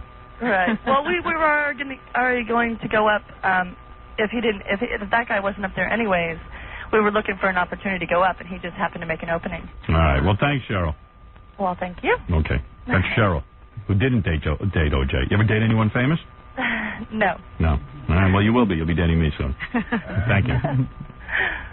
There she goes. Well, Hank, you see what you missed? Yeah, I know, huh? Yeah, but she wouldn't have been there if I was there. That's right. That was the idea. Because he had a real funny speech. Yeah. Oh, well. So that's the radio awards. But I wasn't mad at Hank because Hank is a drunk. Right. And he was left to his own devices. Right. And what does a drunk do? He gets drunk. Hank, you want to do your speech for us? I don't even know what it is. I never saw it. Wow. Now, by the way, what happened to the tickets? I don't know. The airline stole them. Which is another, it's another whole thing we're going to have to take up with Tom is at 3 o'clock in the morning when we had to get him back down, yeah, the airline, he didn't have any tickets. Right. He lost his tickets, the airline was telling me. So I had to buy a new ticket to get him down. Right. It was 3 o'clock in the morning. Who am I going to call then? Yeah. So I had to decide that I had to buy a new Good ticket. luck. So, Deal with Tom. It's ridiculous. It's like dealing with Tom is the hard part. Well, whatever. Whoever you have dealing with Hank is the hard part. You've got to. You don't deal with Tom. I'm telling you. I'd rather deal with an angry, drunken dwarf than Tom. I'm just wondering, how do you? You lose your tickets? I don't know. He probably cashed them in. No, I didn't. But after Hank missed the first flight on Friday night, He didn't even bother calling us. That's it. He just okay. I didn't know where you were. You had our phone number. He loves those too. Every time we go, all right, hold on, let me get a pen and write things down. And he's going to write things down, and then we go, Hank, all right, read that back to us. And he read it totally wrong. Right. I do have one question for Hank, because we were trying to get Hank down here this morning. Yeah. We couldn't wire him up any money. It's a $40 for a bus ticket. Right. And he leaves me a message that says, $59 trip. I can't afford it. I don't have any money. And my question is, where do you get all this money to drink? I mean, you got to buy these drinks. Yeah, but that doesn't cost no $50, $60. It seems to with you. Yeah. Oh, here's Tom. What is it, Tom? Please, I'm annoyed by you. When am I going to have a budget on this show? I don't have to come to you like a baby every time I need something. What is it? I mean, the budget is, if it makes sense, we do it. If we do it. If it makes sense, we do it. Nothing ever makes sense to you. That's not true. Okay. I cannot, although I had a very brief conversation, and Gary had some vague recollection of something where I said no. Right. But I can't remember ever saying no. So we don't want to have to go to you. Why should we have to go to you? You don't trust me? Because you're not spending your money. What do you mean I'm not spending money? Yeah, right. I trust you, but I trust So you. give me a budget. What is the show's budget? Like Ricky Lake has a budget. The same way it works at the radio station. Yeah. Yeah. What? People have ideas. We decide to spend money, and I have to approve the money. No, not people have ideas. I have ideas. I'm talking, and then we decide to go do it. So just give me a budget. I'll be in charge of the show, not you. That's not the way it works. Okay, fine. Well, I'm telling you, it's stupid. Okay. It's crazy. Well, I'm wrong to you, but I'm not wrong to me. Right. All right? Okay. Like, if I want to, let's say I find a comedian, I want him to come in or something, I got to go to Tom. And then say, I have an idea. Yeah, and then Tom's going to go look at the budget. Wait a minute. Gary comes to me, and 9 times out of 10... Really? I say, yes, go ahead and do it. Yeah, but like Ricky Lake has a budget to bring people in. They don't have to go to some guy every time. But don't you think there's an executive producer or somebody at Ricky Lake who's in control? Like me. I'm the executive producer. Ricky Lake is not the executive producer of the Ricky Lake show. No, but whoever the executive producer is the guy in charge of the budget. Right. Yeah. We don't want you in charge of the budget is what we're saying.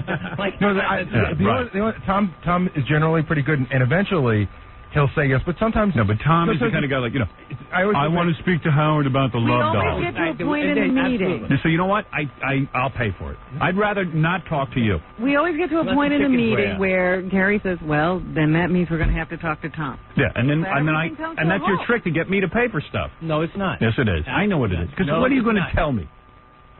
What are you going to tell me? You're going to give me a lecture about not to what? To have sex with the love doll? Of course I'm going to have sex with the love doll. I'm not going to listen to you. So I'd rather just pay for it. Tom goes, don't have sex with the love doll. Well, Tom, what am I going to do with the love doll? Date her? I mean, it's stupid. I'd pay $1 million to avoid an 8-minute conversation with you. I don't want it. I don't want to have the conversation anymore. I know what I got to do. We all have our crosses to bear. All right. Come on. You can leave now. You're mine. All right. And then you're paying for all of Hank's mistakes. Let him do that. Gary came to me and said, Hank, they want to send Hank to Florida. I said, okay. All right. Okay. That was an easy one. That was easy. Yeah. No doubt about it. What about the second ticket? By the way, and the next time you hear that, say no. Because these guys can't even tape it properly. Well, if you tell me when you want me to say yes or no, then I'd know. But I want to talk to you. That's the problem. Just know what I want. Email me. All right, I will. All right, there's Tom Tucson, everybody. Tough job. All right. He's got to interpret my every need. There he goes. What the dillio? All right, Hank. All right. What are you wearing right now? What happened? Yeah, you even had to rent a costume. Yeah. What are you wearing? Negligee. A negligee? Oh, I'm only kidding. Just a T-shirt and jeans. All right. Where do you go to buy clothes? Oh, I have people give them to me. But it's little kids' clothes, right? No, it's just that I have to get the pants altered. T-shirts are usually regular. Those tiny jeans you have aren't little kids' jeans? No, they just have to be, it's like I would take like a wider, like in the waist area, whatever they call it. You know those are little kids' jeans. And what about your T-shirts and stuff? Aren't those from the baby shop? Out of here. I have shirts that are too large for me. Can the E-Show go shopping with you today? Yes, but you didn't do... What? What do they want to go? For like pants and shirts and stuff? In the last 2 years, I don't know how many clothes I've lost. That jacket's stolen from me. Who's stealing it, kid? Don't you think you get so drunk that, like, you lost your airline ticket and you lose your clothes? That's possible. Yeah.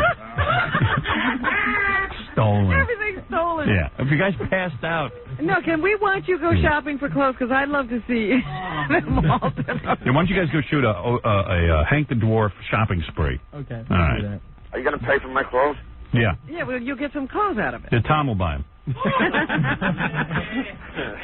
All right, man. Later. All right, take care. I'm sorry, man. Okay. I am. That's all right. All right. That's all right. You were funny. All right. Bye. All right, thanks a lot. Bye. Almost better that Hank didn't make it. His response was, I'm sorry, but I don't care what you guys think about me. Oh, yeah, well, here's the message he left Gary. Oh, he left the message in Gary's machine? Yeah, look, this is Hank. I cannot get to New York. I don't have any money, and I couldn't find anybody to give me a ride. I don't care what you think about me anymore. I shouldn't say it that way, but what it is that I just can't get a ride, or I can't get any money for a bus. I will call you tomorrow. If you don't want to talk to me, that's up to you. Yeah, we just spent $800 on him. Yeah, I mean, a fortune. So that message to Gary is like ridiculous because we told Hank 100 times, no matter what, give Ganji or myself the status report. So he doesn't call us, he calls. Yeah, all right. Well, listen, he's a drunk. I mean, he's drunk every minute of his life. 2-year-old is more responsible. Right. Amazing. I know. All right, guys, there it is, the report from Florida. I am the proud recipient of the Billboard Radio Award. Oh, there's one more funny thing. Yeah. So our flight back, we had the Connecticut Special Olympics team on our flight. Oh.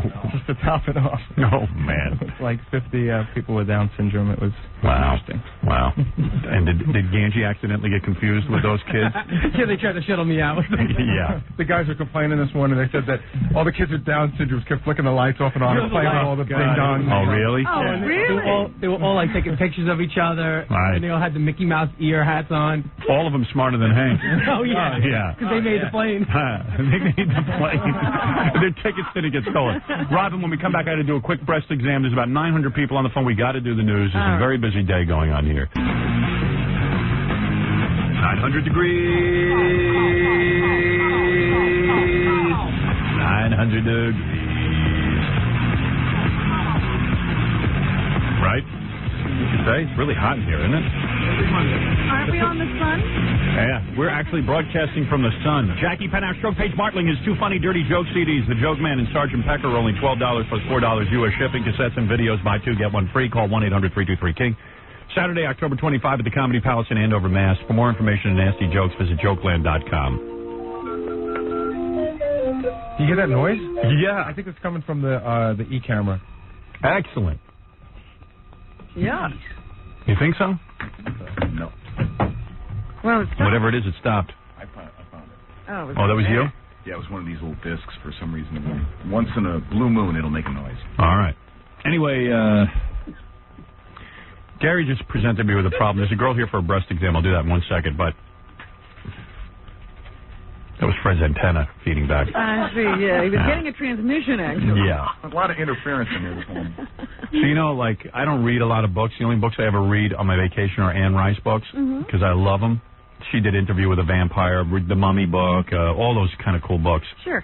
Memnock the Devil, I just finished. She just wrote a new book and everything, and she keeps calling to come on the show, which is really great. Like, that would be interesting to me, because I dig her so much, and it would be cool. I've never seen her interviewed. I've seen a special on her. Yeah. Plus, I wouldn't mind taking one of her books and turning them into a movie, because any one of her books would be good. Yeah, she's very visual. But I've always said no. Why? Because I don't think our audience cares. I mean, I have to make that decision every day with terms of guests, and I feel kind of weird about it, but... and, you know, like this show... You know what? That's very funny, because there are times you have people on this show for no earthly reason. I know. It's except weird. that you want to look at them. I just go by my gut. It's like... but it has no value to the audience. Well, come on, let's be fair. One second. Being fair. There's a lot of times I turn down just good-looking women because all they are is good-looking. One. No, come on. More and more Come on, lately. be fair. More and more lately, but there have been years. There was a 6 or 7 year run. Every time you showed him a picture, Well. yeah, she got to come in. Well, okay, so I'm a horny guy. He all learned right. from his mistake. But Anne Rice, who's great. I mean, I love her books. I just got another one in the mail. I can't wait to read it. It's so good.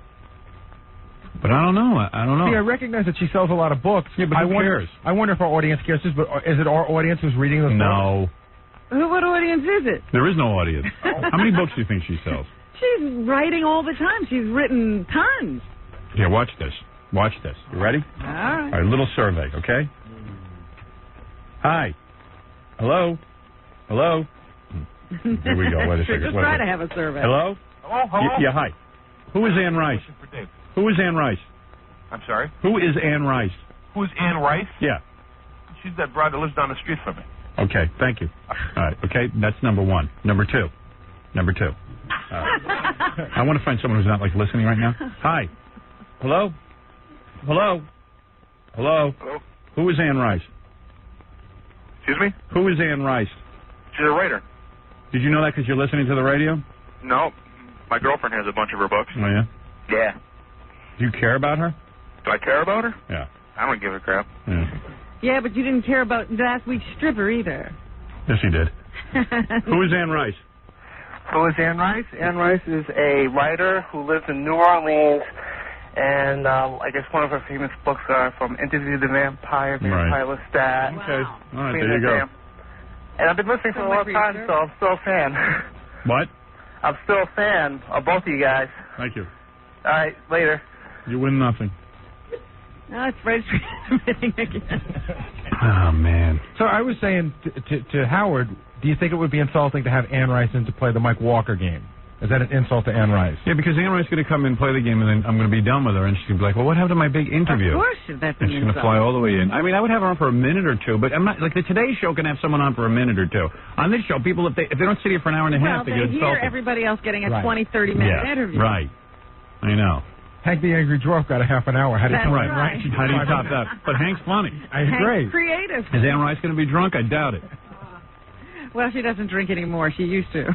Oh, she did? Oh, yeah. And then that's when I wanted her. See, like, even the whole vampire thing, I think that's all based on her upbringing. Her mother was an alcoholic. Oh, really? Who slept all day and stayed up at night. I'll tell you, Howard, they sent us some books, and a couple of them were books on tapes, and a couple of her books I listened to that weren't the vampire ones. Yeah. Are really, she writes like this pretty erotic stuff. Yeah, She wrote sexy erotic She stuff. wrote the stuff about this guy who was like a children's author, and he started having sex with this 15-year-old girl. I know. She wrote all those other books under a different name. Erotic books. Yeah, erotic books, but like Cinderella or Sleeping Beauty or whatever it was. I never read them. Yeah, she's a brilliant woman. She's a brilliant writer. I love her. But I say no. I just say people don't care. People don't want to sit and hear about authors. Unless they're me. Well, the sad thing is when he was taking people who nobody cared about, she wouldn't have gotten on either. Exactly. At least I'm consistent. Because I know, like, some comedians, agents have called here and said, I can't believe you won't have my comedian on. Right. But you give an hour and a half to Vinny Mazzio Jr. I go, well, Vinny's funny. All right. So I got to say no, even though tell her I love her work. I understand. You know, I'm not Oprah. This isn't the book club. Oprah wouldn't have her on. Right. Because her message isn't positive. That's right. She even was upset with Tom Cruise for being in the movie. Yeah. But she'd have him on. Right. Oprah didn't think Tom Cruise should be in a vampire movie. Because Oprah thinks movies are real. How did this role change you? He goes, I was acting. Yeah. No, it made me a vampire. You stupid broad. Why don't you go home and get more diet advice? You big fatso. Yeah, she was like mad because I can't believe you did that movie Interview with a Vampire. That was very negative. I just think it was too dark. Yeah, well. And evil. I really do believe there's evil. Oh, she's stupid. It's so annoying that she's so rich. Do you hate when rich people are stupid? Well, there's a lot of rich, stupid. Oh, it's just, I don't mind a smart guy making money. We just got to get used to that idea. I can deal with Bill Gates. He at least understands how to work a computer. Yeah, he knows something. Yeah. There's a reason he has all that money. There's so many good phone callers on. So many weird people out there. There's some guy, he had his dog's sperm frozen. Oh. Now, do you and know... then he had him fixed or something? First of all, do you know that a lot of people are into this? Let me get this guy on the phone if he's still there. David, you there? Yeah, I'm here. Hi. Hi. All right. When you go to get your dog's sperm frozen, because your dog was too old and you wanted it to have puppies or something? Right. Right. So, listen to this. There are like tons of people who do this now. What are you talking about? The dog was Breeders. too old. Well, the dog was too old to mount a dog, a she-bitch. Right. So you take your dog to the doctor and they masturbate the dog. No. Yes. Yeah.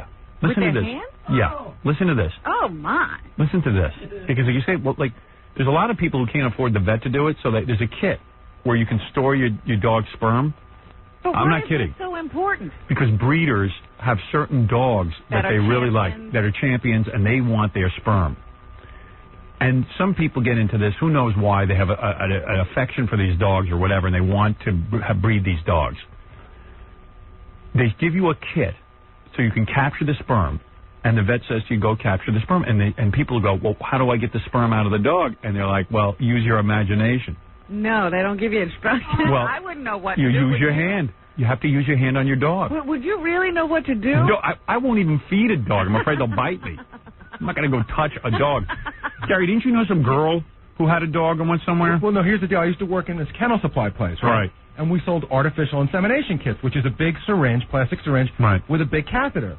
And step one, it said, place the sperm in the syringe, and then it told you what to do after that. And people would always ask me, why do you get the sperm in? I'd be like, well, hey, what, I got to show you? Yeah, I mean, yeah. You figure it Show out. the dog some pictures. Because it doesn't say in the kit how to get the sperm. They just figure you have it already.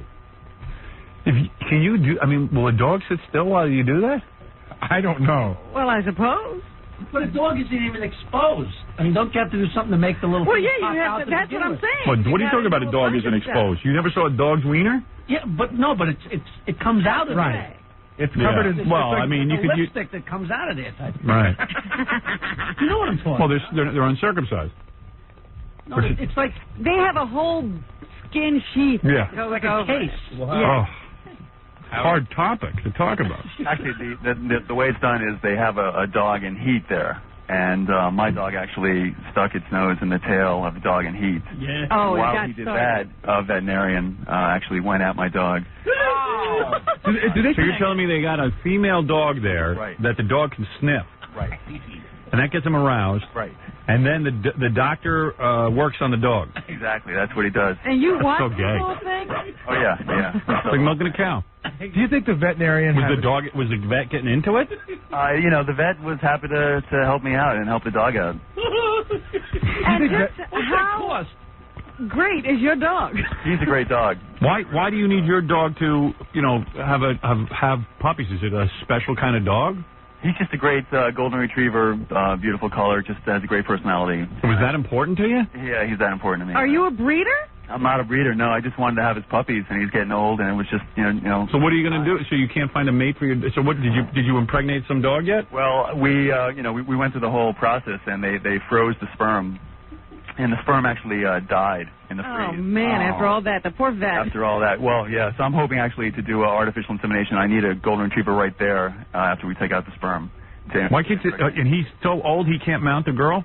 Right, yeah, his hips are shot.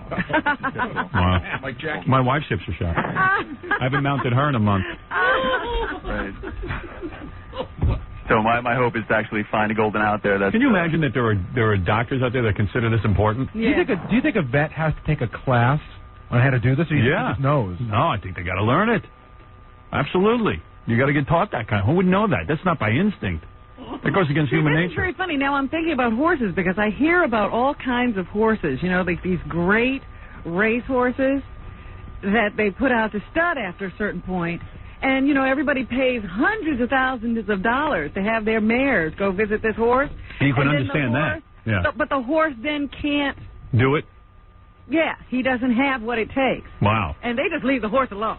I will tell you that when I was a kid, you know how you and your buddies would hang around when you're younger, and always somebody's dad had porno films. Yeah. One of my friend's dad, we found a porno film of a woman with a horse, and she was doing that. Yeah. It was I've really seen that too. pretty amazing. I got tons of that stuff. I mean, but they don't do that with race horses. They No. just say, oh, well, he's a dud. All right. Hey, thanks, man. Oh, so what do you want us to do? Help you find a mate for your dog or something? Yeah, I was hoping you guys could find a mate, like a great golden retriever or a female that Well, if anyone calls us, I'll let you know. Yeah, please All right, do. man. Bye. Okay, thanks. I think that would be pretty easy. No, he's got to have a great golden Yeah, retriever. but how are you going to know? Great gold. I don't know. I just thought that was funny. Hey, John, this is John. What are you claiming? You were raped by Mexicans? Yeah. What? How did that happen? Well, okay, I was working, I was living in New Hope. I don't know if I should be saying this kind of stuff. But what happened is that I got real screwed up one night. And, well, you know, next morning I knew I was in the middle of a restaurant behind my place. Are you gay? Huh? Are you gay? Far from it. And you got what? You got high on something? Yeah. What? And I don't even remember anything. I was at one bar and I just don't remember the rest of what I found. We're covered with male Yeah. waste? Well, no, I mean, male, what do you call that stuff? No. What is the FCC happy with these days? It was covered with crap. You know, my jeans were off. And your jeans were off. Yeah. And what they found the next day when I got to talk to some people that worked at this restaurant, they said that there were lime juice bottles used and a bottle of Goldschlager. Oh, please. You were raped with the Mexicans? Well, they live downstairs from the restaurant, and it's like they're taking over all of New Hope. So they Yeah, but you don't know what happened to you. No, but but no. I just wanted to. First of all, I wanted to thank you. You know, 4 years ago, my ex-fiance passed away, and you're the only person that kept me alive. Really? Yeah. I think this guy's for real. I mean, I think he's saying that I'm definitely for real, as a matter of fact. Oh, I believe he's for real, but he doesn't know that the Mexicans did it. Yeah, well, my girlfriend, when we were living together, I mean, this happened. Oh, wait a second. This is getting crazy. You went out one night. You were really high. Yeah. And you woke up in an alley. No, and arrested by Goldschlager and lime juice bottles. Lime juice bottles. Yeah. And you know that because you found the bottles on the floor? No, they found it. The guy who works the bar found the bottles. I'm friends with them. And no one in the restaurant saw who raped you? No. That's awfully high, Howard. Yeah, it is. I say he wasn't that high, and maybe he wanted it. Far from it. I have no idea. Okay, because how did your butt feel? When I was woken up by the manager, and he's like, "Get the F up." I can't take this. I gotta go. I don't know what happened. I don't know what he's talking. He's very Just disjointed. not to have another night like that. Yeah. Doctor, you've actually made dogs ejaculate? I've actually done it to pigs and cows, too. Wow. What a job. How weird. A little bit weird, especially the males. The males made me feel a little bit weird. I mean, you've had to do this to females, too? Well, you're not, no. I was going to say, what does he do to one Yeah, what female? do you mean, especially males? I mean, what else, what other kind of, would you... I guess you're right. I wasn't thinking of it. So, what are you telling me? The weirdest one was the pigs, because like a male dog, you do, just manually, like, you would think. Yes. And just kind of collect. How do you get them excited? Do you have them smell another dog? Sometimes you do. The other times you actually just, grab. Wow. And they don't bite? No, I mean, some of them might, but, usually I guess you... Don't you think that's gay? It didn't feel gay, no. I think it's gay. I'm not trying to be funny here. I think it's gay. Yeah. To be masturbating or manipulating a dog? Not at gunpoint. Well, I had to. I would have gotten a bad grade in this course. Oh, I see. Everybody had to do it. Oh, you had to do it in school? Yeah. Oh, you do learn it in school? Oh, yeah. Now, why was the pig difficult? Well, they give you this metal probe that's attached to a electric unit. Oh. and you actually put this probe like up inside them rectally. Wow. And then you adjust the electronics with this switch, and you just try and tune it in to the right frequency that the guy likes. You know? Wow. And that's really because these pigs are not little pigs; these are like 400 pounders. Or So the whatever. anal probe stimulates his arousal. Yep. I'm like that. Wait a minute, it is gay because instead of saying the pig likes, he said the guy likes. Yeah. Well, He's thinking of the pig as a guy. well, it's better to think of him as a guy than as a pig. Scott, you want to tell us something? Yeah, I saw a funny tape that you might be interested in. It was how they breed horses. Yeah. So this girl takes this soapy water and these gloves, starts manipulating the horse. I've never heard of such a thing. And then a crane picks up the front legs, puts it on top of the other one, and then that's how they. Wow. A lot of work. Let them finish, huh? Yeah. The hardest Get 'em one started.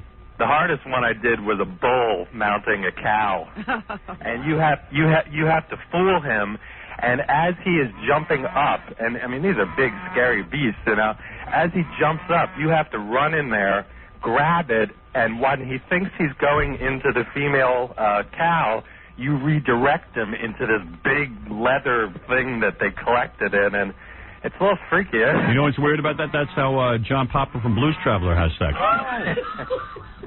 All right, hey, thanks, man. You're welcome. All right, take care. Bye. That is kind of Learn on this show? Dwight here says he worked at the New York Aquarium, and he had to pleasure a whale. Oh. Is that right, Dwight? Not exactly. I didn't pleasure the whale, but the trainers had to pleasure the whale. Wow. And how do they do that? They just go up and start rubbing them? No, they have this huge harness that they used to have to pull it out of the pool with, and they used to hold it over a gigantic bucket. And then the men used to step back and make the women draw straws to see who was going to pleasure this whale. A video of that. Wow. See, they keep all this stuff secret. Man. And the reason they had to do it was because the whale was having performance problems. Yeah, who cared, though? But I guess they want them to make babies in captivity or something. Yeah, but he wasn't living up to his duties. Right. All right, thanks. Yeah, right. In captivity, they often I'll tell you. They have to give him a sperm count. So When my wife wanted to get pregnant, she would have harnessed me and you would have done all this. soaped me down. So you mean a whale has an actual penis? Yeah, they're mammals. They are? Yeah. It must be tremendous, or is God playing a trick? Yeah, I mean, is it very, very large? They have to use two hands. Wow. God, I wish I had a whale penis. That. Yeah, be like Robin. Imagine you had to use two hands on me. Be like Tommy Lee and Pam Anderson. All right, thanks, dude. No problem. Wow, that's amazing. I'm thinking of making a movie called Free My Willie, which would be about a whale penis.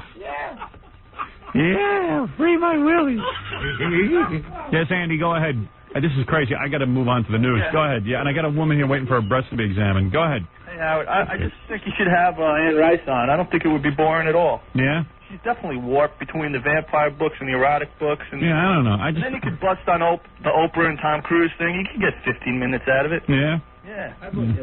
Well, Jackie votes yes to everybody. I know. Jackie's like, yeah, but it's fun. Never count. I don't know. I got to think about it. Howard, I saw her on Charles Grodin the other night. He was bashing you again with Sam Donaldson also. Yeah, I saw that too. It was Oh, funny. you know they signed him to another year? No, I heard they're canceling him. It's in the paper. Really? Yeah. Maybe it's one of those things where you can, Bail out? Bail out early, yeah. Weeks or something? What's up? We know the thing about Anne Rice about getting all pissed off when they made the movie. Yeah. We talked about that. Yeah. And then how she retracted it. Yeah.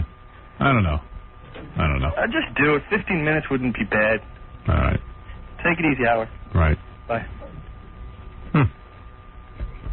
There's a lot of funny calls on here, but I just gotta end this. Yeah, Brian, go ahead. Yeah, hello, Howard. Yeah. How are you? I like your show, and I loved your movie, Private Parts. Thank you. Howard, I saw something on TV last week. I don't know if you caught it on Geraldo, where they had excerpts from Court TV, where they were talking about the nanny case in Massachusetts, and one of the callers was O.J. Simpson. Oh, yeah. I read about this. It's despicable. Yeah, I have a little tape of that. You do? Okay, we'll talk about that in the news. Okay. We got that coming up. And I'll give you my comments. Okay. All right. Thank you. Here's a woman says she has a scoop on Woody Allen. What is it, Kristen? Hi, I was at Tiffany's this weekend, Yeah. and I saw me and my fiance were looking at an engagement ring. Right. And he bought a $10,000 engagement ring for Soon-Yi. Right.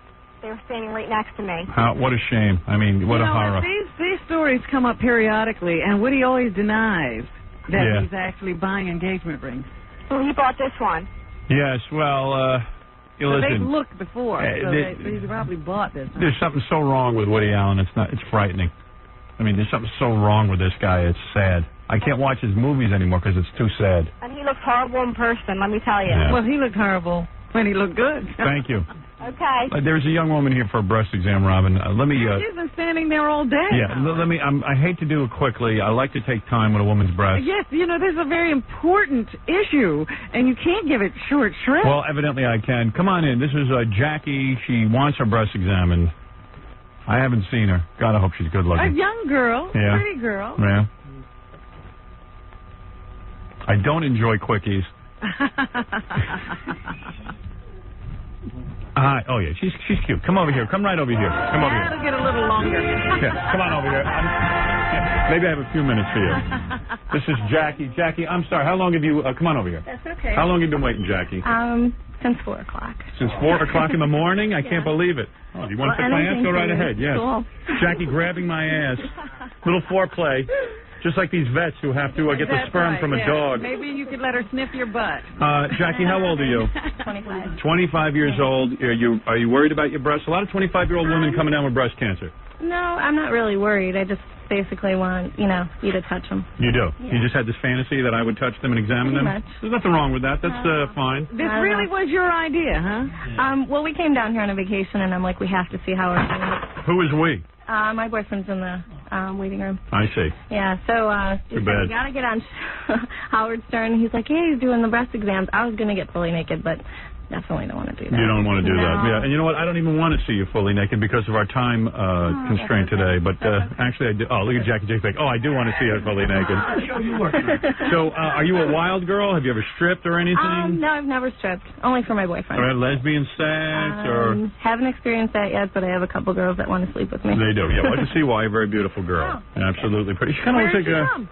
Where are you from? Buffalo, New York. Really? Yeah. Yeah, Buffalo. A lot of these small towns, the girls get a little nuts. They breed. They breed girls who want breast exams from me. Oh, no. So the idea of me checking your breasts is somewhat erotic to you. Oh, definitely. Yes, you like that. Oh, yeah. Yeah, you're not disappointed meeting me in person? Not at all. You're gorgeous. Absolutely. You're absolutely right. Can I kiss you? Oh, really? Well, why don't I get your shirt off first and then we'll kiss? Your breast, that's a little different than the usual exam. I've yet to kiss one of the girls while I examine her breast, but I would entertain that.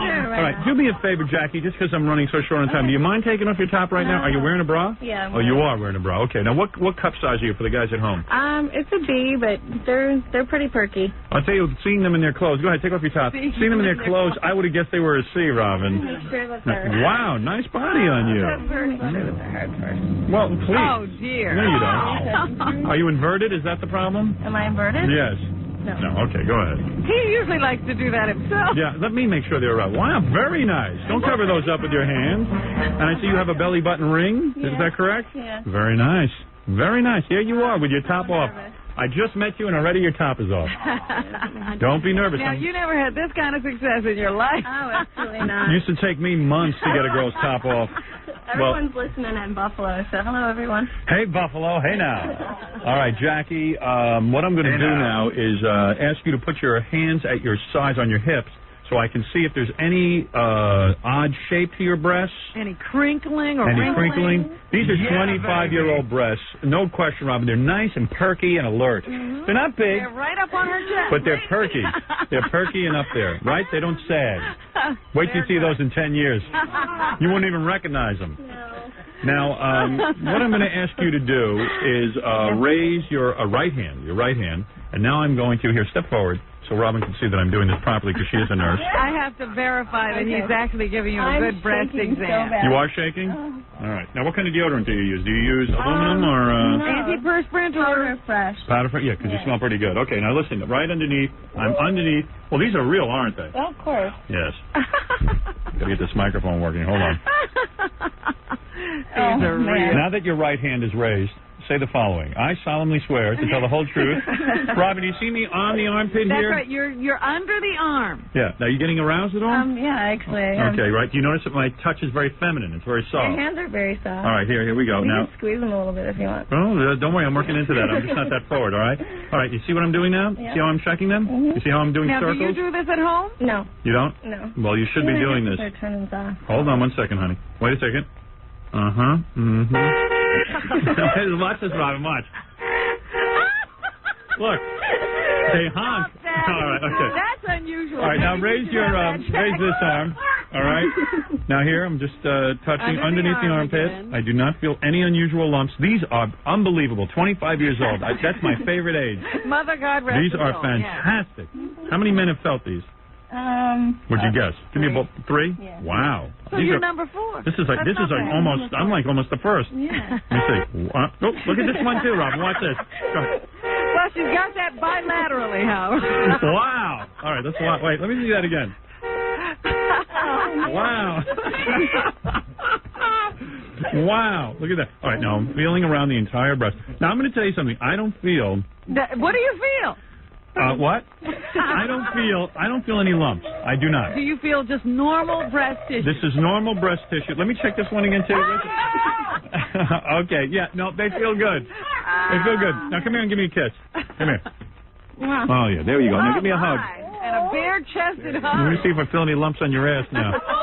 That was beautiful. Hey, that was nice, Jackie. Well, Jackie, feel good. You're fine. Thank you. I think I'm going to give you a clean bill of health. Of course, always go to your doctor. Don't take my word for And it. check them at home now that you know how. Yeah. All right. Wow, those look very firm.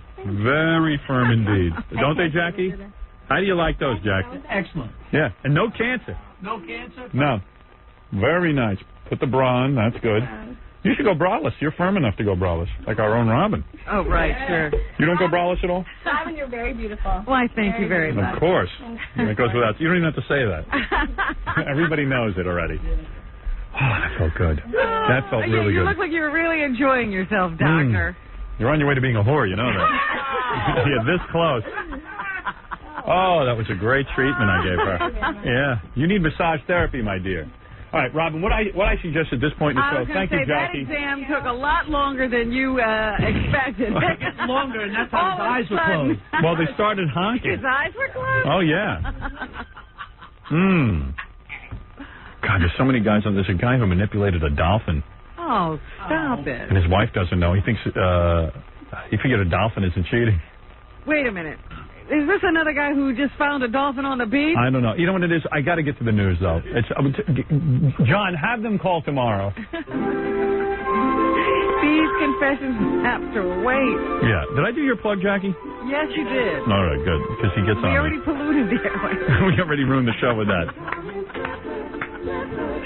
God, I'd love to pick up the phone on this guy. No one you see is smarter than me. And we won't ever live in